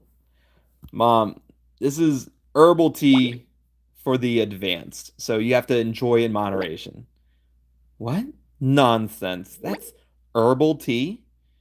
The nice saleswoman said it was for inner peace and against pain. And she was right. My back no longer hurts. I even feel like redecorating the garden. But first, I'm going to have another cup. It's delicious. Mom, watch out. After the next cup, you'll be standing on the table singing. Order supplies from the tea store for the next family celebration. If you'll start dancing around in the garden, you'll know why. Yeah, maybe order some more supplies for the next celebration. I'm sure everybody would love it. Oh, you're impossible, but I love you anyway. It's funny that I only just realized how beautiful this wallpaper is that your dad chose back in the day. God awful wallpaper. But mom is just seeing everything in bright, vibrant colors. Ah, my goodness.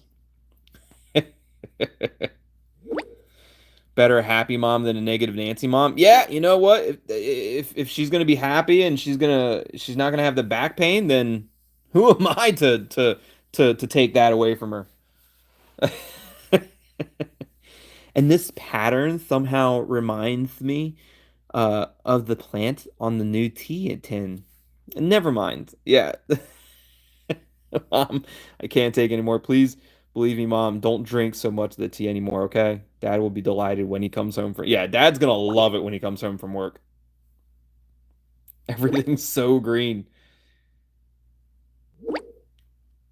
Georgia says I'm way too happy about Mom being high. It's hilarious. I am in such a good mood. I could even forgive him for constantly throwing his socks next to the laundry basket. But don't worry, I'm not high, my darling. You high. You high as hell. I just feel incredibly creative. And to be honest, it's time for a breath of fresh air in the garden. Maybe a hammock or a flamingo light for the pond, like a flamingo for the pond. A flamingo light. A neon pink flamingo, solar flamingo lights, three-piece set, waterproof solar garden lights, outdoor decoration, pink flamingo garden decoration for patio lawn sidewalk pathway. All the keywords in there in an, unreadable sentence. Let's see. Definitely a little tea to go with it. I'll send you pictures of how I redesign the garden. Okay? Talk soon. Mom's gonna be high every single time we talk. Take care, Mom, but don't overdose on tea. Great, I'm looking forward to it. Talk to you later. Please don't overdo it, Mom. Otherwise, Dad will freak out. Look, talk to you later. It's great. Love, Mom. Oh my goodness. Alex. I don't want to talk to you, Alex. I want to talk to Robin. Look, isn't it beautiful? No, it's not. I thought the picture might cheer you up a bit while the others are tinkering with Herbert. It's a sunset during a foggy day, I guess. That's a super hazy sunset. Is that the window being hazy, or is that the actual sunset and with fog out there? Whatever. Don't act like we're still together, Alex. I'm trying to get with Robin anyways. Wow, that looks great. Sorry, Alex, but I honestly have other things on my mind right now. Cheesy, but kind of pretty. But oh, whatever. Look, I've got other things on my mind right now, Alex, and the other things on my mind is Robin. Oh, okay. Yeah, sure. I get it. I don't want to bother you. I just thought you might like the picture. Maybe if Robin sent it, I would like it more. Alex is being jelly. I think so too. Robin's probably talking about me, and Alex is overhearing it, and then probably feels like she needs to reach out to me. That's probably what's happening. Georgia says it is pretty. Yeah, I no, okay, I get it. Yeah, Georgia, you're right. It is pretty, but Alex sent it to us, so it's less pretty. Like if Robin sent it to us, 9 out of 10. Alex sent it to us, 4 out of 10. It's a big margin there, a big margin of the fact that who sends it. Honestly, if Mom sent it to us, 10 out of 10. Like and it probably would have looked way better to Mom than it does to us. Like Mom would have been like, oh my God, this is the most excuse me, magnificent. There we go. There's the word. Couldn't get it out. Couldn't get it out of my mouth, but magnificent sunset I've ever seen. Like Mom that would have been great. It would have been great. And George says you and me work on different scales. But since we're already chatting, I wanted to ask you something else. Yeah, this was your segue into actually talking to me, I guess. Let me guess, you're secretly trying to persuade me to come to the festival. I'm all ears. Oh dear, what's next? What are you trying to secretly persuade me to come to the festival? You caught me. I mean, imagine if you suddenly appeared. That would be the ultimate festival moment. And Robin, I bet she would be at least as excited as I am. She'd probably be more excited, let's be real. Probably even more. Which brings me directly to my question. I don't even know where to start. If you tell me not to date Robin, I'm going to be pissed. It just feels so weird to be writing with you again. Somehow familiar, but also different, you know? Didn't really want to talk about this, but how are things going with Robin? She seems to be really trying really hard. Do you think you two, I mean, are going to get together? Absolutely. You know, extra mayo, 100%. 100% extra mayo. You know Robin means a lot to me, but I'm not sure I'm ready for something new yet. Why are you interested in this? Jealous? Question mark. That's a good one. That's a good one to send to Alex. I never really thought about it until now. I was with you. Yeah, what are you jealous, Alex? I bet you are. 100% jealous. Perhaps a little, perhaps a lot. Perhaps a lot. Or perhaps more than I'd like to admit. She seems to be talking about you all the time. I fucking called it. Didn't I call it? I called it. I said Robin's probably talking about me, which then Alex probably thought like, oh, I need to reach out to Tongue Tied because Robin's talking about him a lot, so I need to be the one to talk to Tongue. I damn called it. I called it. I did. We're doing this live. It's not like I played this already and then did it over again. Like we're doing this live. I have freaking called it. I know exactly how Alex's brain works. Not because I'm also the same person. That's not the reason why. But I definitely know how her brain works. I could just see it coming. I damn saw it coming. Extra mayo coming, like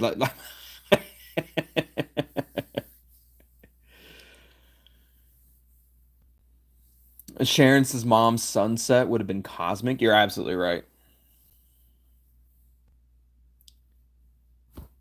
I'm not petty, Georgia. I'm not petty. Alex broke our heart. That's not me being petty. It's a little petty. It's a little petty, but she deserves it.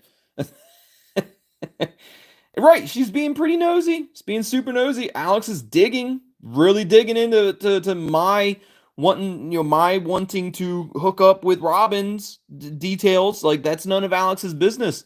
None of her business. Amy J says, interesting. It's fun to see different choices as I prefer Alex over Robin. Really, Amy J? You going back to the breakup? You going back to the one that broke your heart? Not me. Not me. Not my Alex. Not my problem. Robin. Robin. That's the next. That's the next chapter of Tongue Tied. It's Robin. 100%.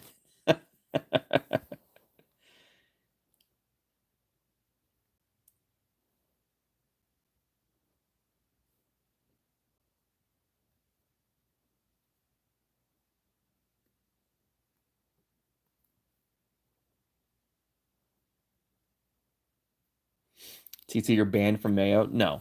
No, George, you can't ban me from Mayo. Not the extra mayo. All the mayo. Jason, I sent the jealous option to Georgia as I was like, nah, you had your chance. Robin can have. Yeah, Alex had her chance. Now Robin can have her chance. 100%. I'm right there with you, Janie. 100% right there with you. That's definitely where we're going. We are not allowing Alex to weasel her way back in. It's Robin's turn to shine, and I'm all for it. Georgia, you cannot ban me from Mayo. It's not your right as a reluctant future ex-wife. No, it's not. It's not your right as a non-reluctant future ex-wife. Like you just can't ban me from Mayo. You just can't. That's not how it works. You should have read the fine print. It says it in there. Can't ban me from Mayo. So Alex says, I just wanted you to know, I mean, if things work out with Robin, I don't want to get in your way. Do you understand? The thought does hurt, I have to admit. Robin raves so openly, and I sit here and think to myself, she used to be mine. She used to be mine or he used to be mine? Like Robin used to be Alex's? Or is that a typo? Is that like a game? Is that like a game coding typo? Is Robin used to be Alex's, or is it tongue tied used to be Alex's? She used to be mine, or he used to be mine. I don't know. Come on, be fair. Robin really likes me, and at least she's open about it. Don't worry so much. You are and will always be an important part of me. That not gonna do that one. You've made your choice, and now you have to deal with it. Yes, I love that one. You made your choice, Alex. Now you have to deal with it. You're right. Of course I'm right. Damn it. Stand by.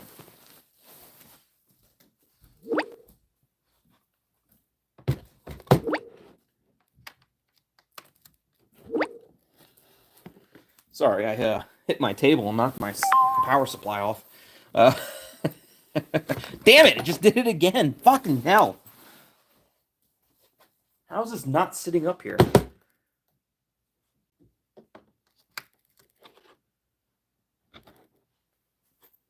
How does it keep falling off? All right, back. What is this Alex saying? You're right. I said back then we have to let it go, and now I realize that it's not as easy as I thought. It's only not as easy as she thought because she's starting to realize that there are other girls out there that are just as, or if not prettier than Alex. But there are definitely other girls out there that want a piece of TT, and she can't stand it. She just hates the idea that TT is so irresistible to other girls. And look, I get it. I get it. It makes perfect sense. Makes perfect sense. But it's not nearly as easy as she thought. Still, if Robin is really important to you, that's fine. My greatest wish is that you are happy. Barf. Gag me with a fucking plastic spoon. Even if it's hard for me to watch it all. Yeah, Janie's right. Alex had her chance. Let Robin have hers now. 100%. I'm all for it.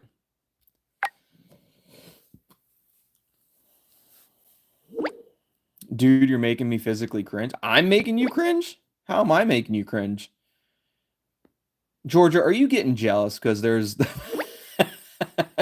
because there's other girls out there that are just so into tongue tied that because I'm so irresistible? Like, I think Georgia is getting a little bit of Alex fever right there.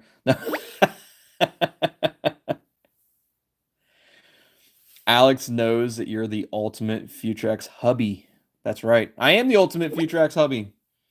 100%. And Alex is starting to realize it.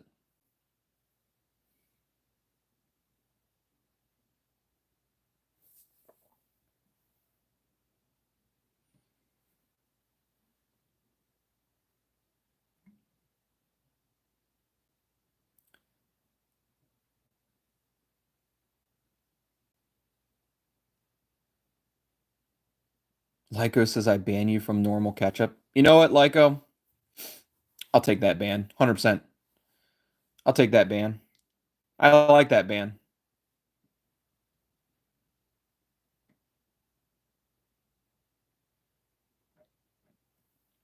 I'll take the ketchup ban. Don't damn like ketchup. Niels, guys, you think I'm completely crazy, but while you were trying to shut Herbert up, I made the most of the opportunity. I just come up with a new song. I swear, it's a potential hit. Beyonce can Beyonce can quit. Let's get 36 seconds of Niels singing it out. The bus with the honk honk, he always goes honk honk. Herbert, the greatest bus alive. Herbert with the honk honk, the bus with the honk honk, he always goes honk honk. Herbert, the greatest bus alive. Herbert with the honk honk drive.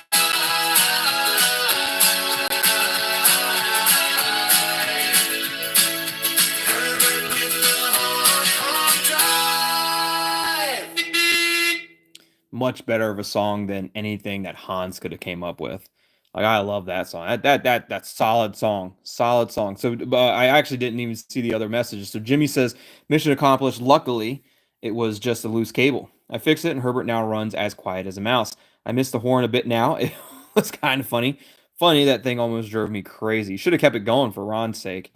I'm telling you, this will go viral. Herbert is becoming a legend. Please, no more of this. I actually really like that song. I thought that was pretty catchy. It sounds like a children's Schlager, which Schlager. This you don't like the song? I thought the song was good. I like the song. This is so crazy that it could work. Niels, you're a genius. When I get home, I'll re-record the track in the studio. I don't see any potential there whatsoever. Shut the hell up, Ron. Ron, can you keep your stupid comments to yourself? At least Niels has the courage to pursue his dreams. Exactly. Niels is a musician who lives for his passion. And what are you, Ron? A guy who buys tickets because he can't get any attention any other way? Shit. See, look, this is why I like Robin. Robin keeps it real, 100%. And she's a snack attack. Like, let's be real. Robin's a damn snack attack.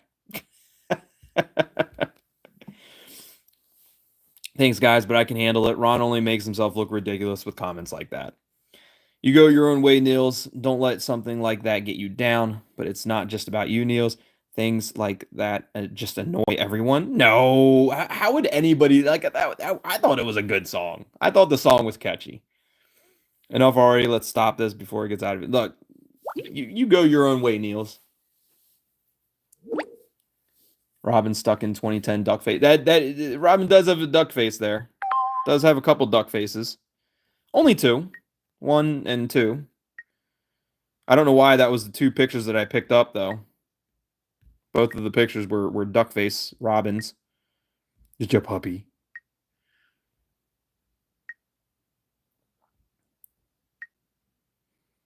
That's a good picture, too. I like that picture. You're all pretty sensitive. I just meant it as a joke. Okay, enough with the chatter. Herbert is ready for the rest of the journey. Everyone back on board. It's festival time. Next stop, spring breakout. Lena. Who's Lena? Hey, sweetie. Probably our sister. Who's Lena? 9 pictures. I'm like good wine, hard to resist. Before I make any comments about Lena, I need to figure out who Lena is in comparison to us as characters. I've got to make sure first. Hey, sweetie. Of course, I mean my favorite colleague. Oh, okay. Future ex-wife. Future ex-wife. Favorite colleague. Would you like to chat a bit? Hunter, absolutely. Premium. Look, I can't help it. At this point, I can't help it. It's a premium chat option. It's not my fault.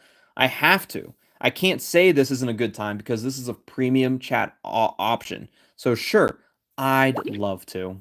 You know what? Robin might have to take a back seat to Lena. Just for now. Just for now. I didn't stop you with Sophie. It made me hit the brakes a little bit. I had to hit the brakes a little bit with Sophie.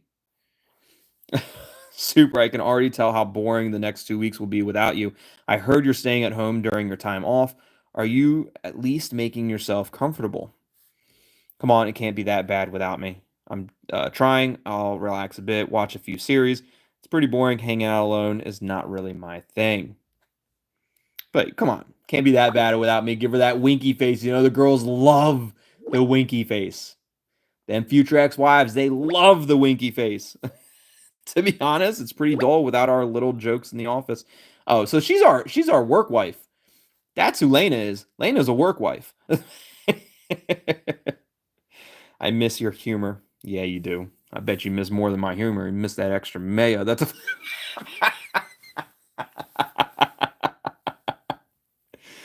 I miss you a bit too, honest. I didn't know I would have such an impression. I'm glad to get some distance, especially from the chaos of the art. Look, I damn miss you too, Lena.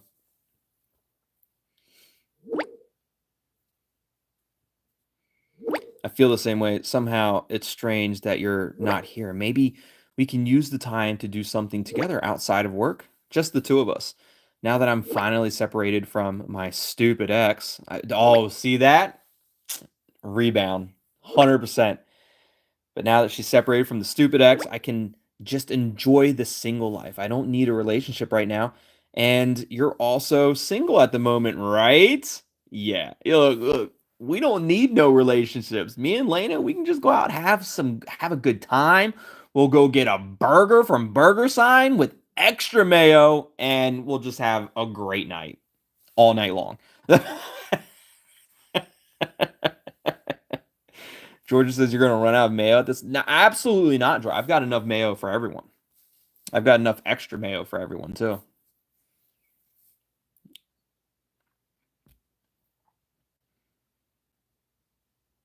But where were we at? I can just enjoy the single life. I don't need a relationship right now. And you're also single at the moment, right? So what do you think? Two work colleagues just having a bit of fun? Fucking right. Hell yeah. I love that idea. Why not? Do you have something specific in mind? I don't know. This could get complicated. Sorry, Lena, you're nice, but I think we should leave things as they are. That's the worst option possible. What you got in mind, Lena? We need to know. The viewers need to know. Not just I'm not doing this for me. I'm doing it for the content. It's not for me. I've already got a few ideas. My ex always took everything so seriously, and now I just want to live. Do you know what I mean? Just have fun without drama. I know exactly what you're talking about, and it's right up my alley. Like, let's go. Oh no, our work colleague Peter is getting on my nerves again. I swear I could write a book about how Peter is damn Ron. There's another Ron, and his name is Peter. I swear I could write a book about how this guy drives me up the wall every day. Yesterday he acted super cool again, as if he knew everything, better. Never mind. Long story. You really need to teach me a few good counters to his stupid remarks. I can't take it anymore. Sure, I'll be happy to help. We'll be able to sort him out. Peter is just the way he is. You can only try not to take him seriously. As annoying as he is, I think he'll have to live with it for a while. Look, I'll help you come up with some weird banter. Look, I'm great at coming up with stuff like that. Like I should tell you about this time. I helped a friend hit on this girl that came into his so look, I have this friend.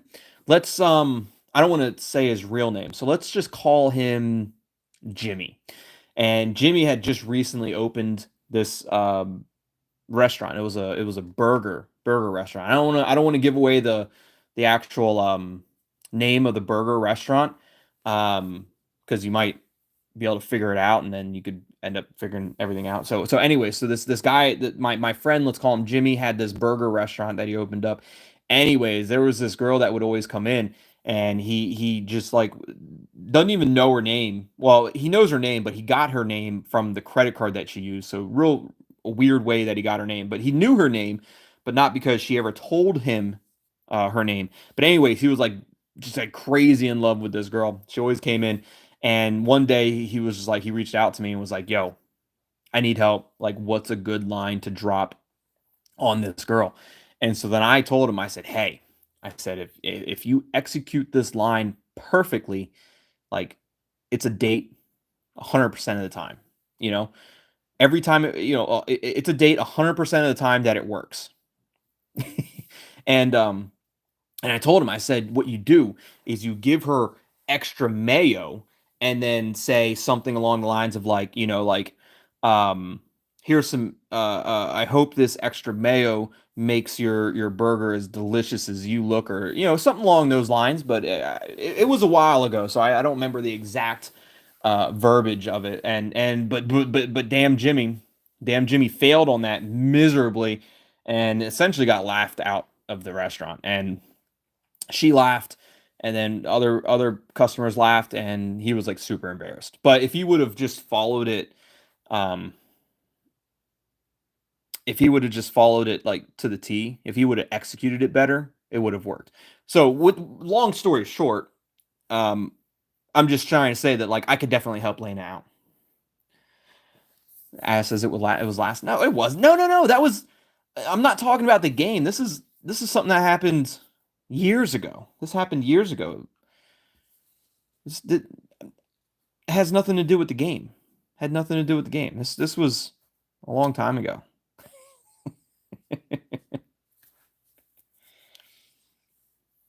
Elena says, that's what I call teamwork. I have to call it a day for now, but I'll write you again later. Looking forward to it. Me too. Have fun with Peter. I'm also looking forward to it. Give her a little kissy face. Love it. Lena and Robin. I bet that's who we're gonna have to end up picking against. Well, no, actually, Lena's just for the fun. Robin's the future ex-wife. Lena's the I don't know what Lena would be. She could be future ex-wife too. Just temporary future ex-wife. There you go. We'll stick with that one. Wolves and tongue-tied. I took a closer look at the metadata for Fear's Scary Movie, and you won't believe what I found. No, you're probably right. What do I have the feeling? Why do I have the feeling I don't want to hear this?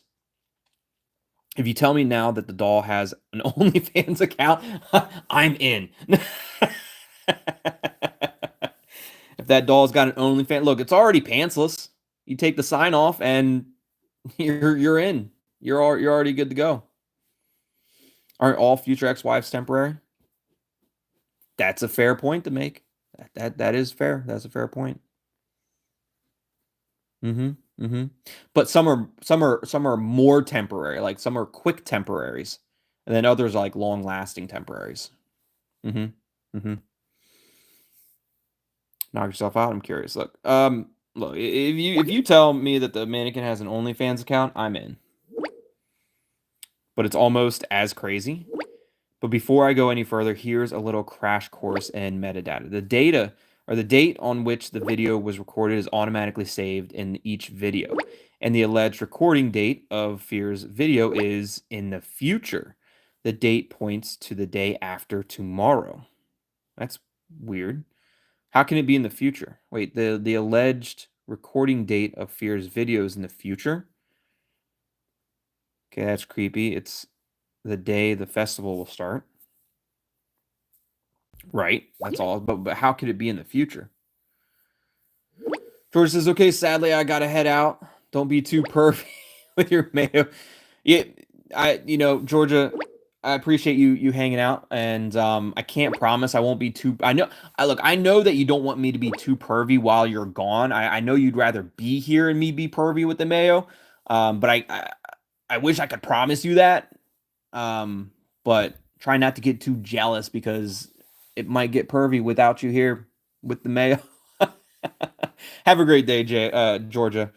Thanks for hanging out. I hope you have an amazing time. So Wolf says, that's exactly what I thought. So either the guy is a noob and has set his system's clock wrong, or Fear is cleverer than we thought, and he's specifically trying to draw our attention to this date. I'm beginning to wonder whether someone has caught wind of my little lottery optimization, and now he wants to, I don't know, warn us, threaten us? I doubt that's what it is. Who says Fear is a guy and not a woman? You really think someone noticed? How likely is that? But maybe it's all just a coincidence. That sounds like trouble. It's probably all just a coincidence. I think, right? Could also be a coincidence. But you know me, I prefer not to rely on coincidences. What really puzzles me is this date and the warning. Nothing is as it seems. The shadows hide more than the light reveals. Sounds to me more like someone is trying to warn us about the festival. So I took a closer look at the festival website. The first thing I noticed, tickets for the festival were strictly limited this year. There were only half as many tickets as in previous years, and despite costing almost 3 times as much, the tickets sold out in record time. Then Sophie and the others were really lucky, even if Ron is a total douchebag. Seems like they want to make the festival particularly exclusive. Sounds like fewer tickets, more hype, more money. Yeah, it sounds like they want to make it more exclusive. but for what reason? At least it looks like this. The marketing is obviously working. The organizer is making so many announcements on social media, an unprecedented spectacle, the ultimate festival experience. And as a highlight, a huge firework display at the finale, supposedly the biggest ever at a festival. Now I understand why people are going crazy. Sounds almost too perfect. I bet half of it is just talk. You guys remember? You remember those festivals that ended up turning into like nothing. What was it? Fire Fest or whatever it was called, where all these like rich people got all these tickets and flew out there on planes, and then they got dropped off in just like mud, and that was it. They paid for like luxurious like meals, and they got like a cheese sandwich, and like literally just like two pieces of bread and a cheese and like a slice of that was their luxury lunch or whatever. Hilarious. That's kind of what it's sounding like in here too. But hilarious. Hilarious. They paid so much money and just got completely ripped off. I don't even know, like I don't know if they ever got any of that money back that they paid for that. Like I don't know where that money even went. But they didn't get any of my money. Like says that we had to watch that documentary about that in my design apprenticeship. Yeah, I watched the documentary too. It's hilarious. It is hilarious. People with too much money, they don't know what to do with it. I'm sure some of them. I'm sure some of them that was like a huge hit to their bank account. Like I'm sure some of them like worked really hard to get to that point of money. But like I'm also sure that a lot of them just I don't know. They just have too much money that they know what to do with. I don't know. But pretty hilarious how that all turned out. Maybe not for the festival goers, but as somebody that was sitting at home and watching it unfold, hilarious for me. They did get extra mayo though. That is true. They had the cheese sandwich with 2 packs of mayo in it. You know, you don't need 2 packs of mayo for a simple cheese sandwich. But they did get that extra mayo. That's probably where all the money went, was all the extra mayo. Which, if that's the case, then I completely understand. As his fear still makes me think of J.K. Knight because he was selling tickets to a concert in The Healing. That's also very true. Maybe this is a bridge between The Healing and a bridge with J.K. Knight between The Healing and the stage. That dude recently wanted to try another Fire Fest. I heard about that. Yep. And I can't imagine. I can't imagine any single company out there would want to sponsor that because of how just devastating it was the first time. Like how could he fundraise anything? Like a single penny. Why would anybody even give them a penny knowing what they already did and how much of a failure that already was? And then all of a sudden turn around and be like, oh, but we're gonna make it right this time, and like we're gonna make it even bigger and better. Like you didn't have it before to make it. Like obviously you're gonna make it bigger and better. All you really just need to put one person out there with an acoustic guitar sitting on a bucket, and yeah, it already would be bigger and better. Like it was I think it was 100% a scam.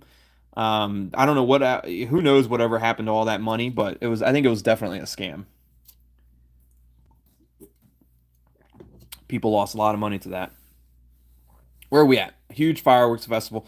So now I understand why people are going crazy. Sounds almost too perfect. I bet half of it is just talk. Great.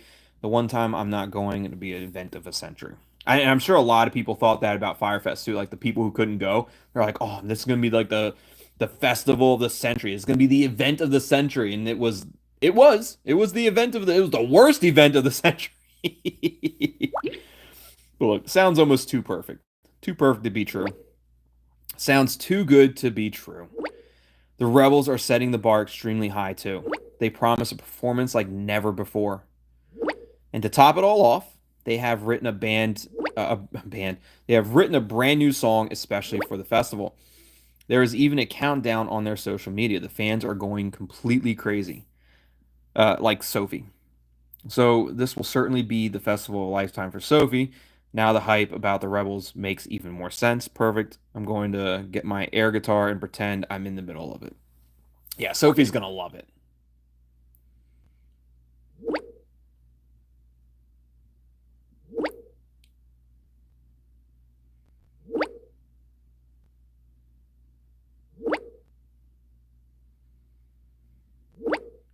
Wolf says one thing made me wonder though. The festival was moved at the last minute from the original venue to a remote area in the middle of nowhere. No Wi-Fi, no infrastructure, not even decent roads. Sounds exactly like Firefest. The official reason, nature provides a setting for an unforgettable combination of music and adventure. Sounds like we save money and pretend it's intentional. First, the overpriced limited tickets, and now a sudden change of location. Kind of strange, isn't it? They probably want to make it exclusive and idyllic. Idyllic.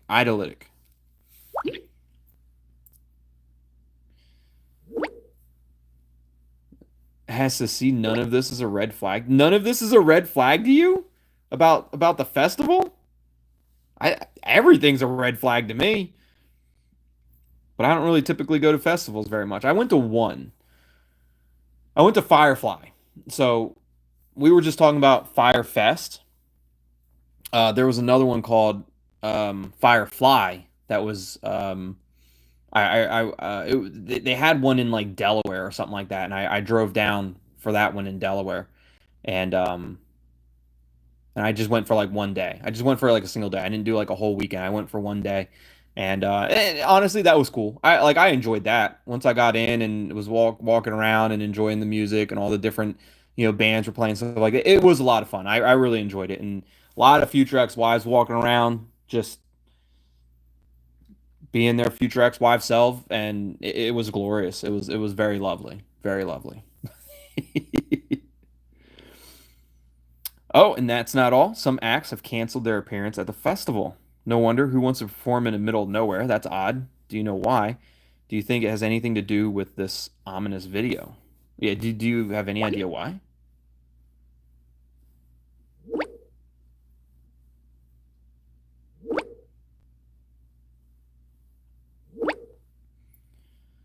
No, there's been no statement so far.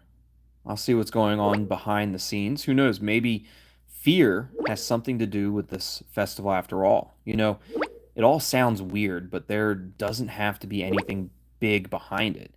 Let's keep calm for now and not panic. Sophie was so excited about this. We shouldn't mess it up. I'll let you know when I know more. Thank you, Wolf. I'm counting on you. Don't worry. I won't tell Sophie anything. Please don't use words. We're in really deep shit. Yeah, don't use any of the words that were really in deep shit. But look, I appreciate it, Wolf. I'm counting on you. You can, as long as I have Wi-Fi. But they're moving it to a place that has no Wi-Fi, so that's not going to work. Enough chatter. I'll get to work now. Fear, his dolls, and this VIP festival in the boonies. I will try to make sense of it. Talk to you later. Until then, take a deep breath and stay calm. And now we have to talk to the creep Ron. What does Ron want to talk about? The hell you want, Ron? Hey, there's my favorite person from the group, apart from Sophie, of course. Let's have a little chat. Do we really? Not really in the mood to chat with you. That's exactly what I'm going to say. But look at that. To what do I owe the honor? Ron, what do you want? I don't really want to talk to you, Ron. Oh, come on. I'm not that bad. No, you're worse. A short conversation won't hurt, will it? It will. It absolutely definitely will.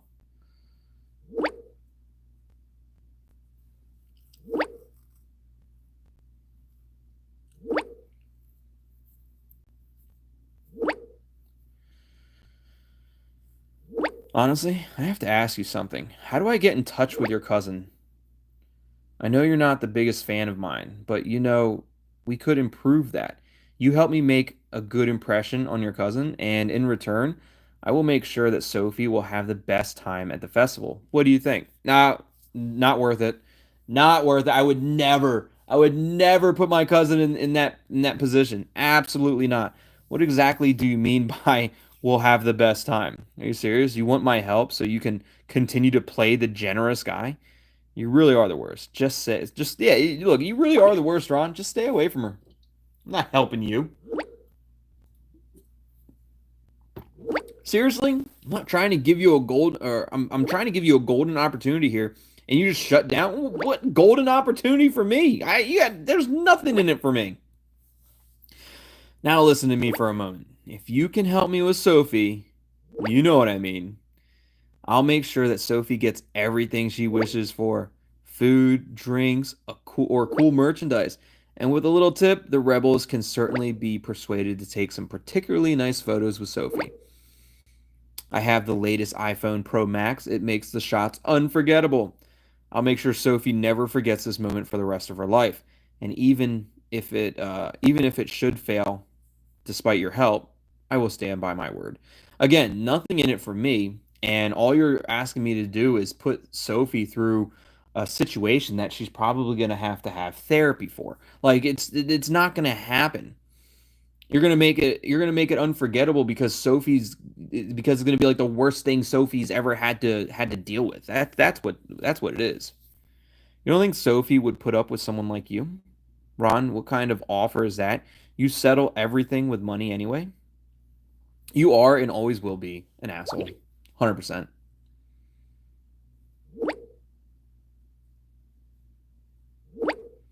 Asks, I like how he formed it as if she wouldn't have a good time if you said no. Yeah, exactly. Like she's gonna have the best time of her life. She would actually have even better of a time if Ryan just wasn't there. Like I can make sure Sophie has a great time by just getting Ron away from it all. That would make it even better. Lyco says he's not even good at trying to manipulate. Right.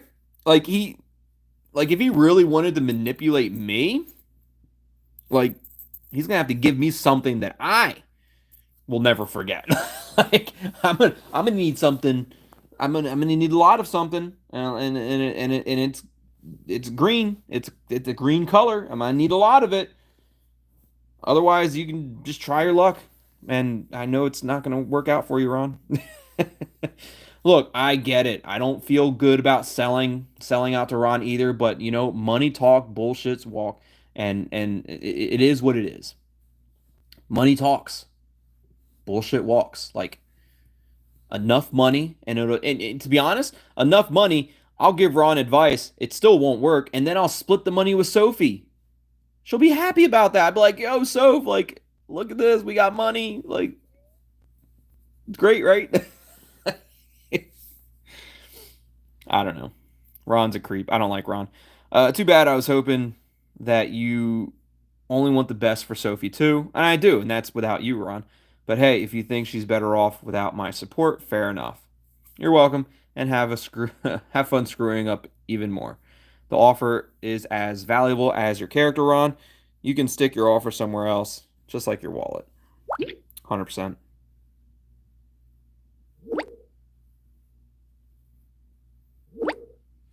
Maybe we should encourage it so she can make out with one of the bandmates in front of Ron. That's also not a bad idea. Hans is back. Ron says, hey, I just want her to enjoy the festival. Is that so bad? Yeah, she can enjoy it without you. You know what? I'm going to go through with it and give it my all, whether you like it or not. I'll be in touch again later. I just don't be in touch. But what's going on, Hans? Here I am again, tongue-tied, back from digital sleep mode and freshly charged. In other words, now I can talk your ear off again. And I've discovered something that will knock your socks off. Premium chat option. I hope you don't mean that literally. I hate cold feet. No, I'm a bot, not a jigsaw from Saw, but I know I'm reasonably well. Or I know him reasonably well. Anyways, he just happens to be online. Wait a moment. Wait, Saul is online? All right, I'll wait. Oh no, what are you up to now? Jigsaw online? Hans, please. You don't believe that yourself. You don't actually believe that Saul is online, do you? What is this? We're going to play a game. All your life, you've carelessly thrown your socks on the floor, treating them like worthless trash. You've ignored them and never truly appreciated them. But today, you will pay for your negligence. You stand before an unremarkable drawer. Inside, there are 6 white socks and 8 black socks. But the room is pitch dark. You can't see. You can only feel. The question is simple. How many socks do you have to pull out in total darkness, at most, to be sure of getting a matching pair? Time is running. You have exactly 15 seconds to give me the correct answer. If you fail, you will seal your fate. A life in icy cold, never feeling warm feet again. The clock is ticking. Cold or warm, the choice is yours. What am I supposed to be doing? I don't even know what the question was. How many socks are there? 6 white socks, 8 black socks. How many? Oh, fucking time. I don't know. 6? I don't know. I didn't even get to read the question. Make sure you have a pair of the same color. How many socks shit. How many do you have to randomly pick to make sure that you have a pair? I don't know if I...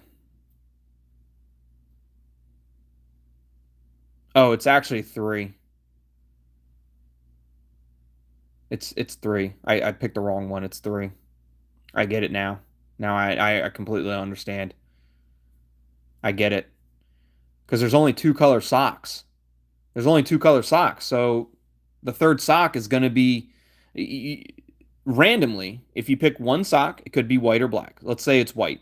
You pick a second sock, it's going to be either white or black. Let's say it's black. Now you pick a third sock. It's going to either be white or black, and that's going to create the pair. So it's 3 socks. But I didn't get to read the question. I wasn't paying attention to the question, so I definitely got it wrong. So I'm definitely going to lose my socks, and I'm going to have cold feet now. But the answer is 3 socks. The answer is 3 socks. I picked 6. I don't know. I'm silly. Because I didn't get time to... I didn't know what he was asking, and I didn't get time to read the question. Wrong. The correct answer is you only need to pull 3 socks out of the drawer to be sure of getting a matching pair. 3 socks. So simple, and yet so unattainable for someone who has never paused to think. But now, it is too late. Time is up, and the consequences of your actions are catching up with you. No warm pair of socks will ever comfort you again. Instead, a life of frosty loneliness awaits you. Game over. Says I miss the days when we could just sit there and think. Damn it! I knew the answer. I just... Whatever, Hans. What am I supposed to do now? What a shame. That was really tricky, though. Why 3 of all things? Puzzles like this are really not my thing. Look, I knew the answer. I damn knew the answer. The worst is when someone sticks their cold feet on you. I imagine that being pretty bad.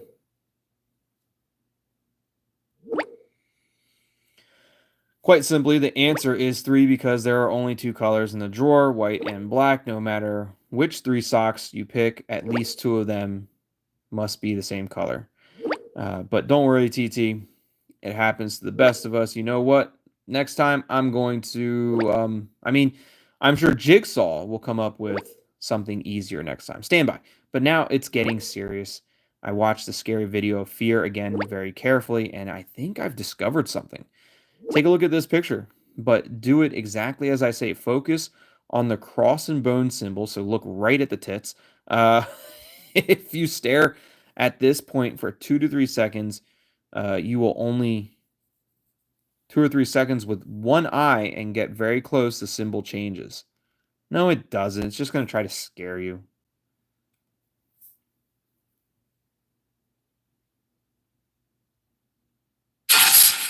Yeah, fucking knew it. Fucking damn knew it.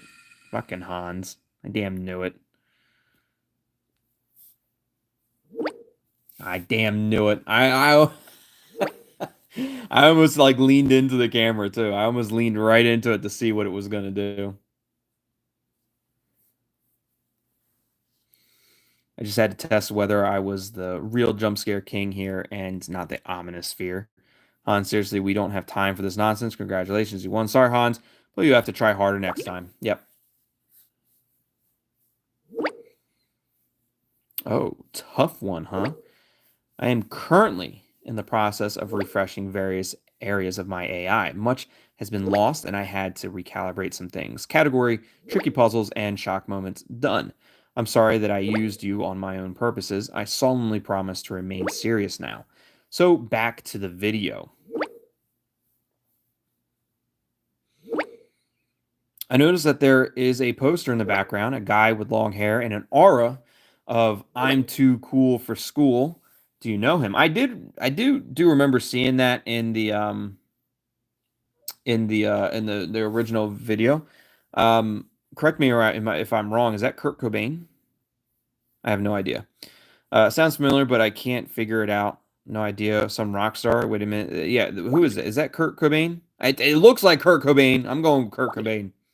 Pretty sure it is. Let me check my database.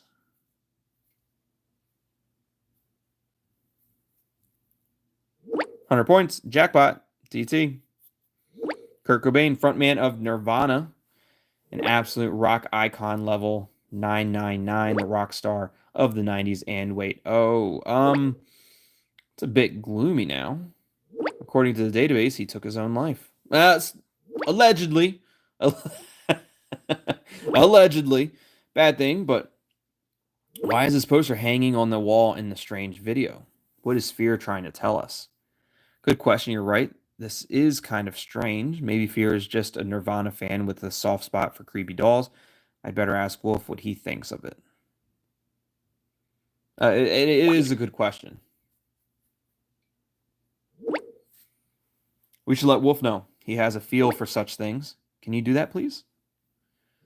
Wolf is not a fan of me going off on my own in search of clues. There's no way he'll let me get away with that. Premium chat option. If Wolf finds out that I'm hiding something from him, I'll be the one in trouble.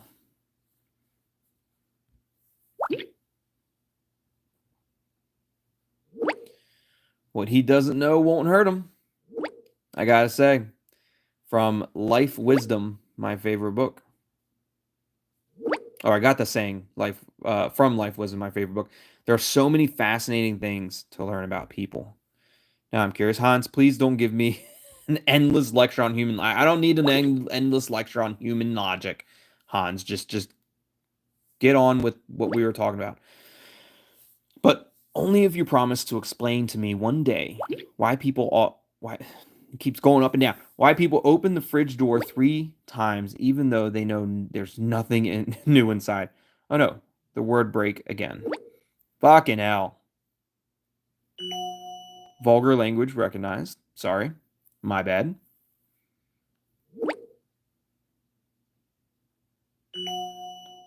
Oh no. That too? Shutdown initiated. Uh-oh. Wolf has installed the anti-swear word upgrade 2.1 for me. Hans 2.0 has been put into sleep mode. All right, well, Hans is gone because damn Hans is damn swearing. I watched the video of Fear again and discovered something. Hans noticed something. I noticed something. I'm not giving Hans the credit. There's a poster of Kurt Cobain. It hangs in the background. Interesting. Let me think for a moment.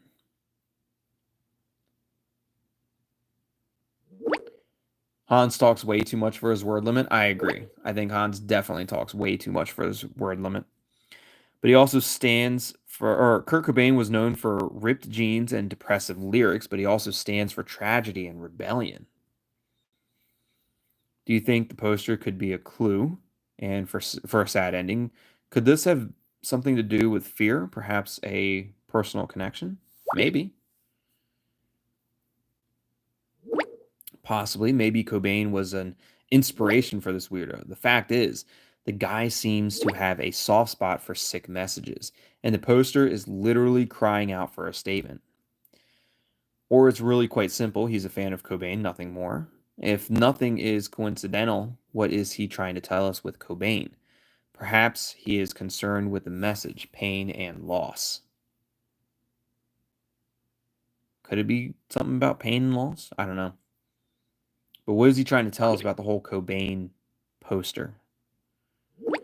It's a good question. Cobain stands for so many opposites. He was an idol, but also a wreck. Maybe that's what the poster is supposed to reflect. The room with the dolls could show his view of people, perfect on the outside, empty on the inside. That's really dark. Do you really think he's trying to get a message across? Sounds like Fear has a pretty pessimistic view of the world. So we are in the middle of his art project about the dark side of humanity.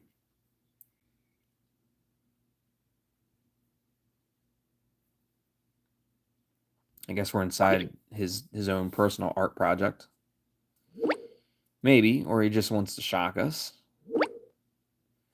It could also be that the poster has a connection to his own story. Cobain's end was tragic. What if Fear identified with it? You think Fear is someone who is also on the brink of abyss? If that's true, we're dealing with a really disturbed guy. Sorry, Wolf, but that sounds too far-fetched for me.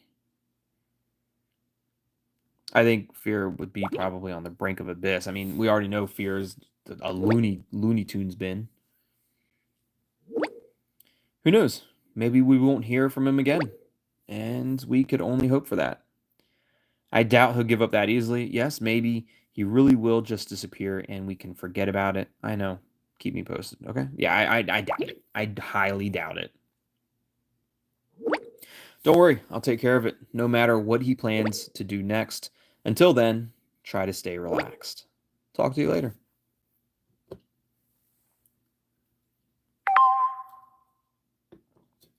Mom, are you still high? Or you come back down to earth.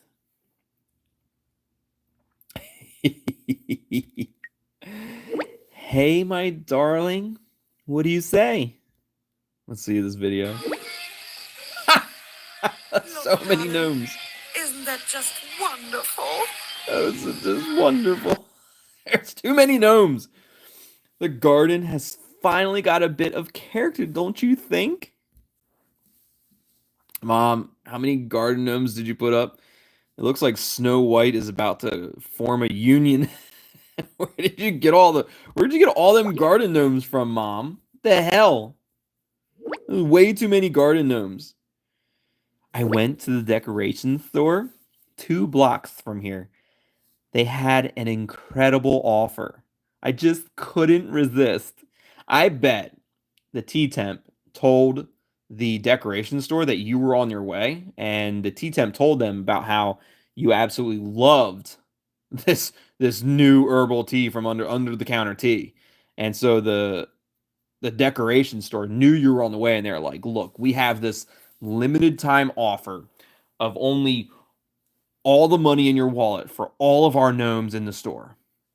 Perfect deal, right? And Mom was like, yeah, absolutely. All of my money for all your gnomes. That's the perfect deal.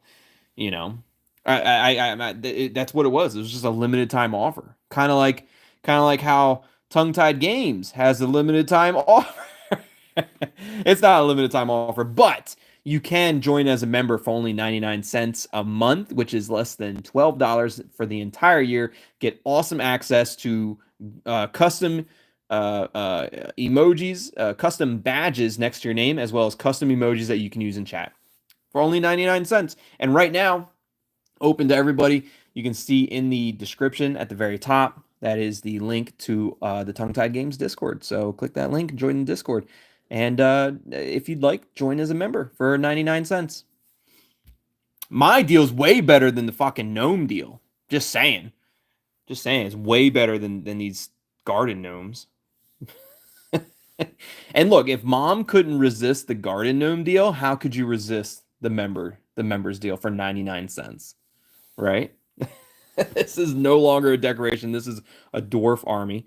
Was the offer take 30, pay for 5? Or why is half of Middle Earth now in your garden?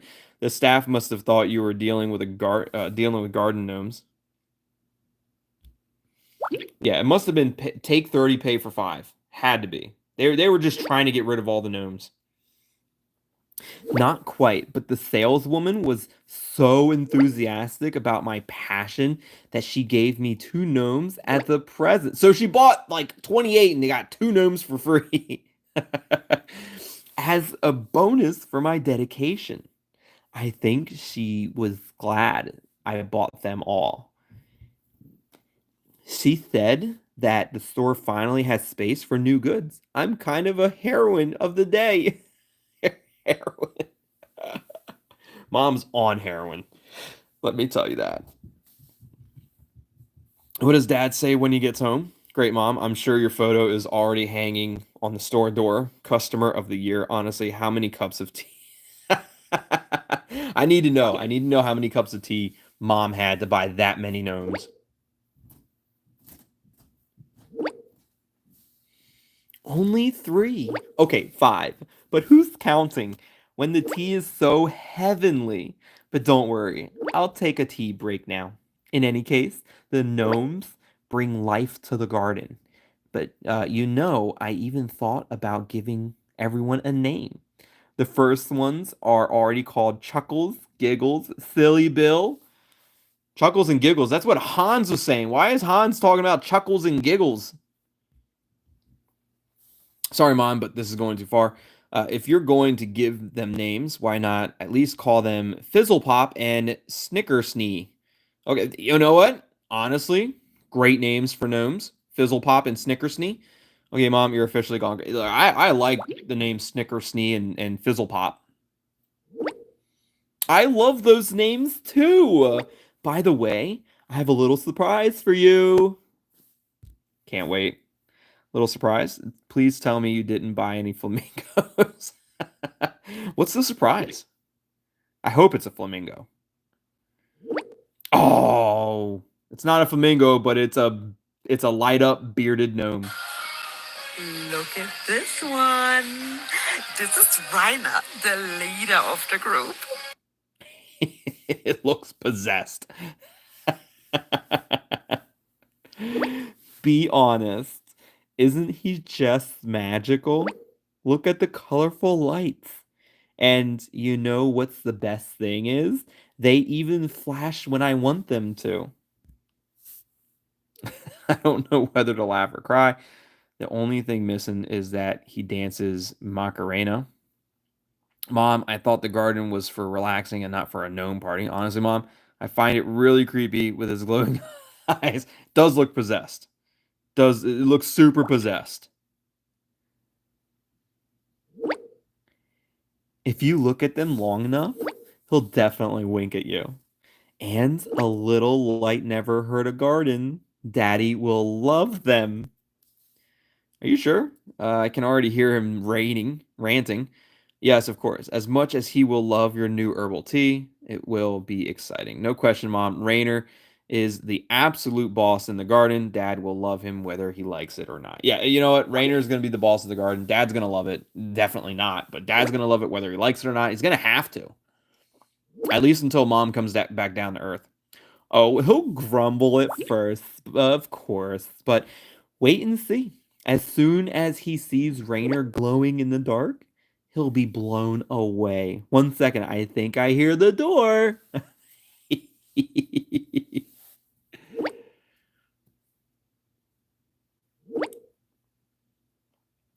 What a timing. Dad is here. I'll get right back to you, darling. There's no way Dad's gonna like it. There's no way Dad's gonna like it. Spring breakout. Jimmy says Herbert purrs like a kitten. Where's use on there in any way? I don't know why I saw use. And we listen to the rebels in a continuous loop. I hope this isn't the start of a new torture technique. By the way, Niels says hi, tongue-tied. Whoop whoop. Niels is now behind the wheel because Jimmy always loses his bearings in the dark. Without Google Maps, he would probably already be in Canada. Jimmy would love it in Canada. Maple syrup, poutine, ice hockey. You know what? All 3 sound amazing. Love poutine, love maple syrup. I enjoy hockey. I'd much rather be at a hockey game rather than watching it on TV. Like when you go to a hockey game, it's pretty fun. But how much further is it to the festival? You should be sweet with should be sweet with Google Maps. I don't know. But look, Jimmy would love Canada. Maple syrup, poutine, ice hockey. Falcon says hello, TT. Hello, Falcon. How's the Falcon today?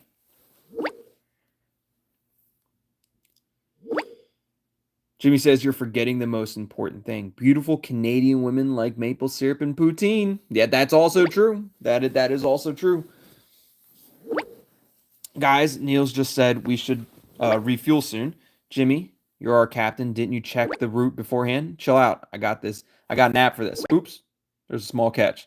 There's exactly one gas station in the area, about 15 minutes from here. Sounds like the beginning of Texas Chainsaw Massacre horror movie. How about a little romance? Oh God! Oh God! I didn't even realize I was reading Ron's messages. Gas stations can also be the beginning of love stories. Gross. Imagine you, me, and a bag of gummy bears under the canopy in the rain. Just imagine it, Sophie. You, me, bag of gummy bears under a canopy in the rain. What does that sound like? How does that sound, Sophie? Ron, one more word from you. And all right, please keep your distance on your forehead. Come on, Sophie. Ron might be a bit direct sometimes, but he only means well. Absolutely not. But don't forget capital letters so that everyone can read it. But Sophie, that's Ron's trademark. It would be boring without his lines. Like don't forget the capital letters. Got to make it as big as possible so everyone knows, everyone can see it.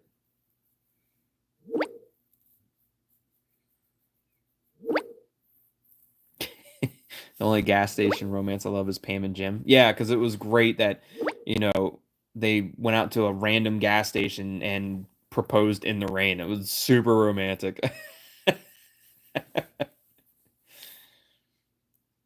And the weather was horrible. So it's like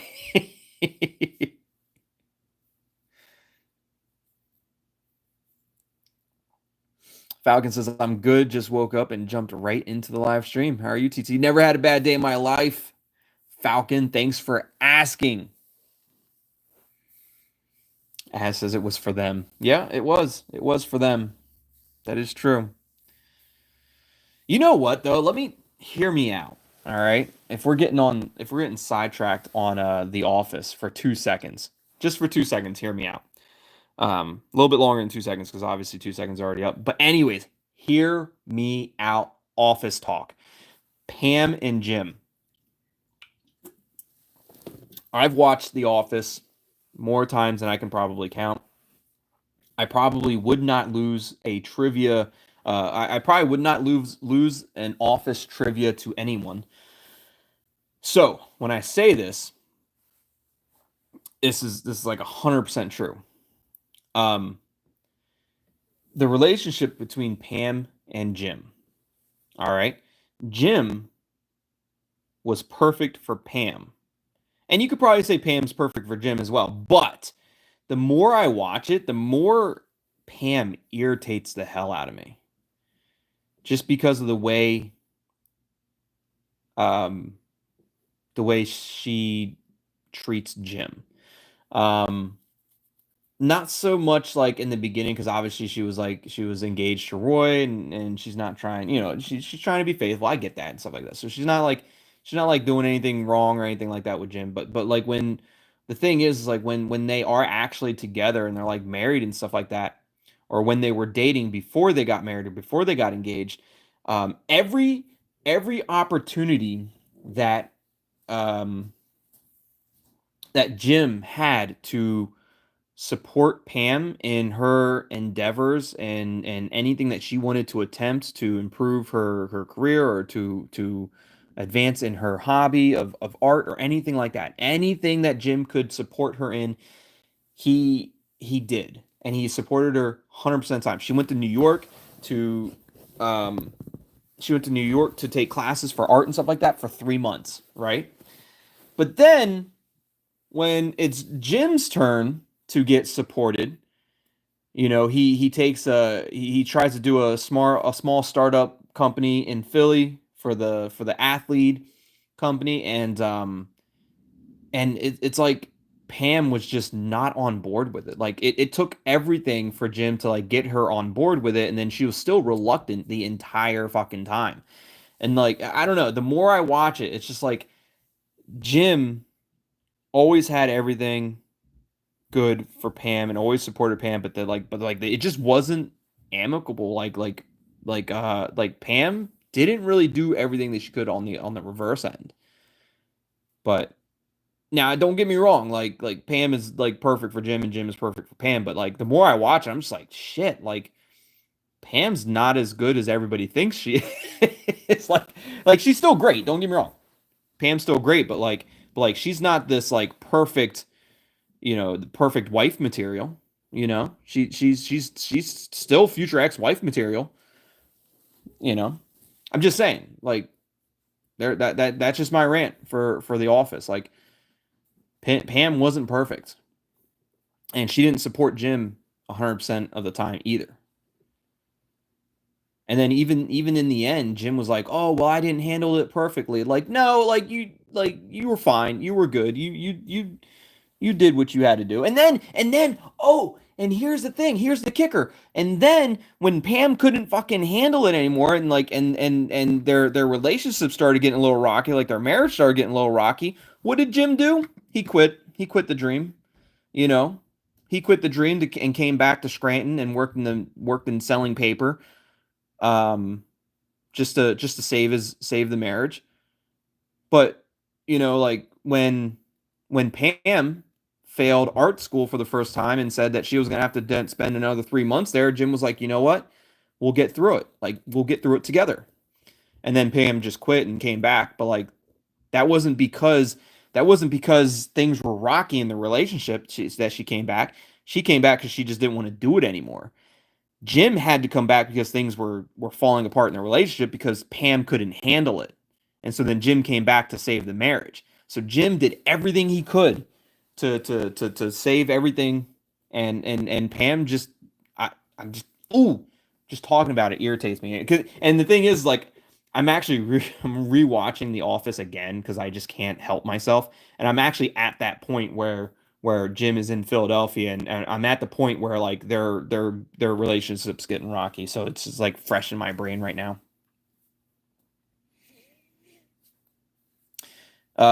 Yeah, As says she gets really pissy when he tries to move out of the office and better their lives, and he supports her 100%, but she couldn't do it. Exactly.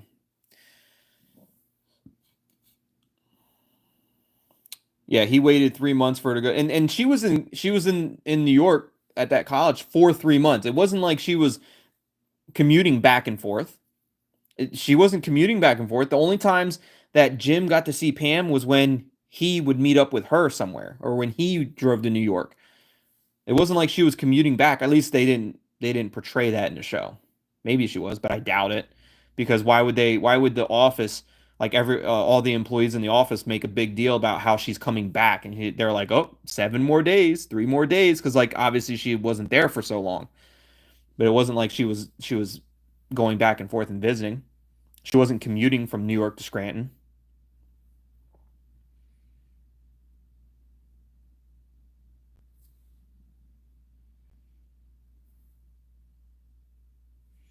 And when he came back, she still got on him about that. Yeah. I mean, yeah, exactly. He still had to like work towards it. Like, did she work towards fixing the relationship? No, she made him work towards it. And then he did, and then they fixed it. Or he fixed it. But anyways, back to the game. That was my office rant, which I know has nothing to do with with the game, but um we were just talking. I don't even know what brought that to my attention. But guys, back to the topic. Back to the topic. You're forgetting the most important thing. If there were a horror movie, which one of us would be first? Oh, well, it's definitely not Ron, because Ron would definitely not be first. Ron would probably be last just because he's super annoying. Clearly, the driver always checks the dark roads and never comes back. Sorry, Nils. Ron, because he's always the richest guy who dies first. Ooh, also probably true. The rich guy does die first a lot. Sophie, she would try to take a selfie with the killer. Oh, poor Sophie. Especially if the killer was from the Sonic Rebel band.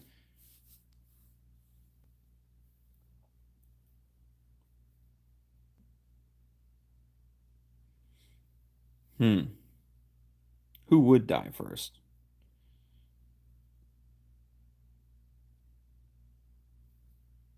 Probably would be Sophie, but not because she was trying to take a selfie with the killer.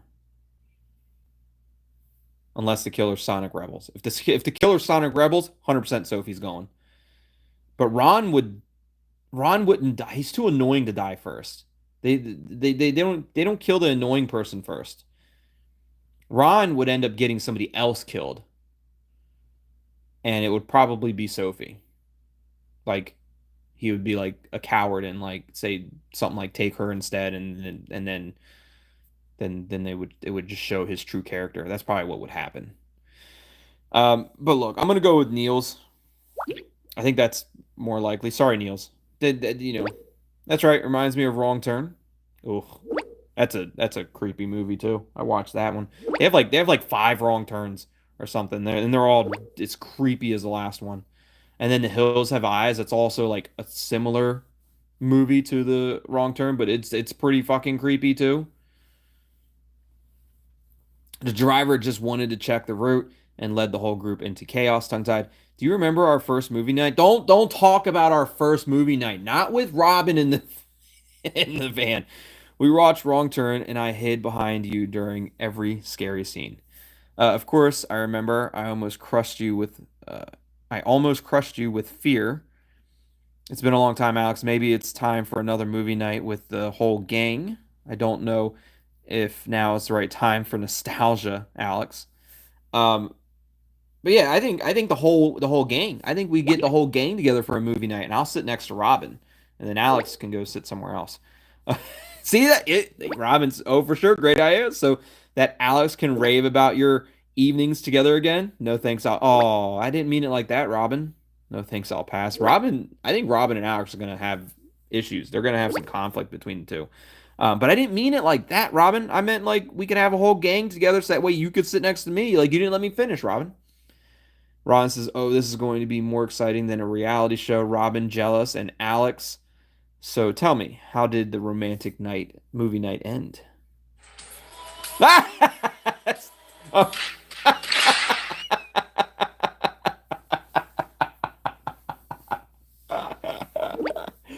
That's you know what? As much as I can't stand Ron, that's hilarious. That's hilarious. I think that's funny. I think that's hilarious. But neither Ron or Robin like it. Or maybe they do. I don't know. They're just like, fuck you, Ron, but then they both laughed. As much as Ron annoys me, that was good. That I give credit to Ron. That was really good. I gotta give it to him. Gotta get it. Fuck you, Ron. Ron. Even the trash programs have more level than your lines, guys. Is this necessary? Can't you all just go back to normal? Yeah, I'll join in on the fuck you, Ron, but with the laughing. Obviously, it's funny. Sorry, Alex. I just made a stupid comment. It's all right. I'll hold back. I promise. Seriously, we have other problems right now. It's raining and it's getting foggy. And my stomach is growling. I hope there's something better than canned beans at the gas station. Maybe there's maybe there's gummy bears for the gas station date with Sophie. Or a pack of tape so I can tape Ron's mouth shut. Wouldn't that be romantic? Tongue-tied. If you could see this, so funny. We're all sitting on the bus, staring at our cell phones and typing like champions. I swear this is what I imagine teenagers are like these days. Sitting next to each other in the bar, not even looking up and writing to each other. Do you want another drink? You know what is funny though? I do like the fact that the game mentioning the fact that they're all just sitting together, looking at their phones and typing away. Because how many times have we talked about that in the other games? I'm just like, we're sitting there, like everyone's together, but everyone's texting what they're saying because obviously we're not there. So obviously they have to text. That way we know what's going on in the story. So that way we know what's going on between the conversations between them. But But we mentioned it a few times. Like, how weird is that they're all just sitting there texting each other, not actually communicating, but communicating through their phones. But they're all in the same room. And so I do like the fact that they actually brought attention to that in this one. Because I think this is the first time that they actually brought attention to it. As I say that all the time, they're texting while sitting near each other. Right. It's been mentioned so many times, and now they're actually bringing attention to it. So I actually do like that part of it. That's kind of funny. Exactly. And when the internet goes down, everyone suddenly starts looking at each other in confusion. I see it now. Herbert catches fire, and you start typing, "The bus is on fire. What now?" Well, what's the way? What is it? What? Well, that's the way it is these days. Communication has simply changed. We'll go with the bus on fire.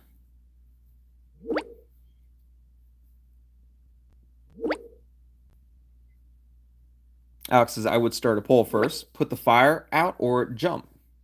I can already see the gas station on the map. When the light flickers in the gas station, have fun going inside. I'll stay in the bus. Deal. Only if Ron goes in first and makes sure Jason isn't behind the counter. Now Ron needs to talk to us. What about the offer earlier? About Sophie.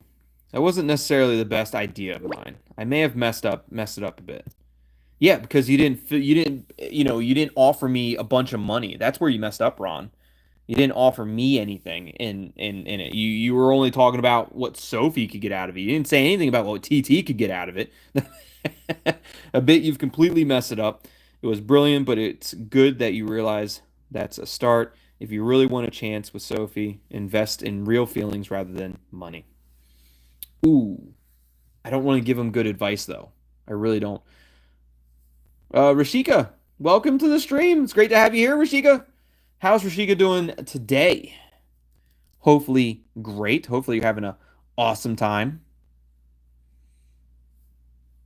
Yeah, God, Rodden doesn't give up.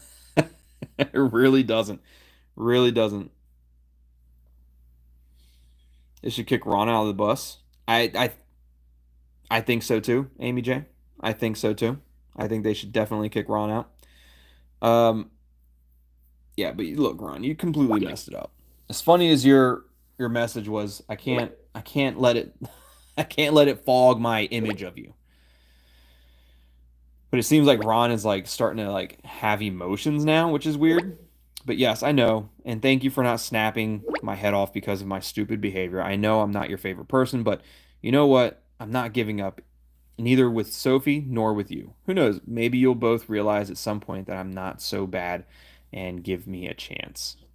You're gonna have to do a lot of changing though. Personal growth there, Ron, for that to happen. Maybe not become best friends, but I'm not a monster either. Everyone makes mistakes. Maybe Sophie, but me.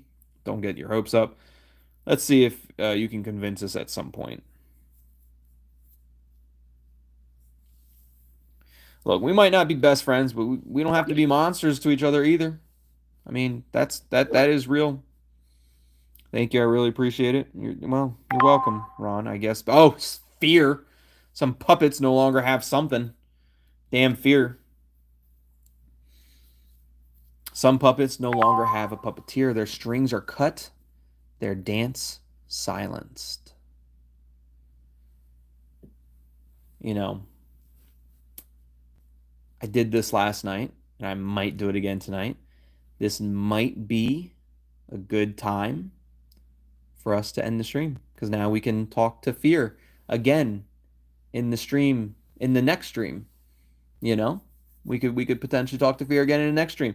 So we're probably gonna cut it here. So let me know what you guys think of the staged No Way Out in the comments down below. I truly appreciate everyone that has joined in on the stream and talked in chat and I apologize, Rashika. You joined in right when we were getting ready to jump out. Rashika says, this is my first time watching it live. I really love watching your videos and playing along. I appreciate that, Rashika, and I'm so sorry that that we're getting ready to end. So, Rashika, just so you are aware, we are going to be covering the stage No Way Out as live streams for the whole playthrough. And also, for those of you that don't know, I am over on Twitch as well. So you can find me on Twitch. I have in the description down below my links to my social media accounts, Twitch. At the very top is a link to the Tongue Tied Games Discord. So if you guys want, you can join on all of my social medias as well as Twitch, and give me a follow on Twitch and join the Tongue Tied Games Discord. You can also, if you feel like you want to, you can also join as a member for only 99 cents. You can join as a member on YouTube, get an awesome custom badge next to your name, and you can use custom emojis in comments and chat, live chat, for only 99 cents a month. And that's less than $12 all year long. So, if you guys want to join as a member, feel free. If not, hey, that's just as good. Congratulations to the top fans of the stream. Ranked number 3, which was a three-way tie, ranked third, Amy J, Mad Mick, and Sharon, all with 150 XP, and tied for first place, which was first and second, but I'm going to say it's tied for first place because they both have 225 XP. Lyco, the head, and Miss Azrael's Gaming. So I appreciate everyone's engagement in chat. I appreciate you guys being here and hanging out with us. It's great to have everybody here. Lyco, Az, Amy J, Mad Mick, Sharon, Cello, Georgia, Janie, Matthew Wisniewski, Evangeline, Horror Game, James, Bella, Amy, Ames, Priyan, Christina, Kashmir, and Rashika. It's great to have everybody here. Thank you all for hanging out so much, and we'll see you in the next stream. As always, thanks for watching. Love you all. We'll see you next time. Goodbye.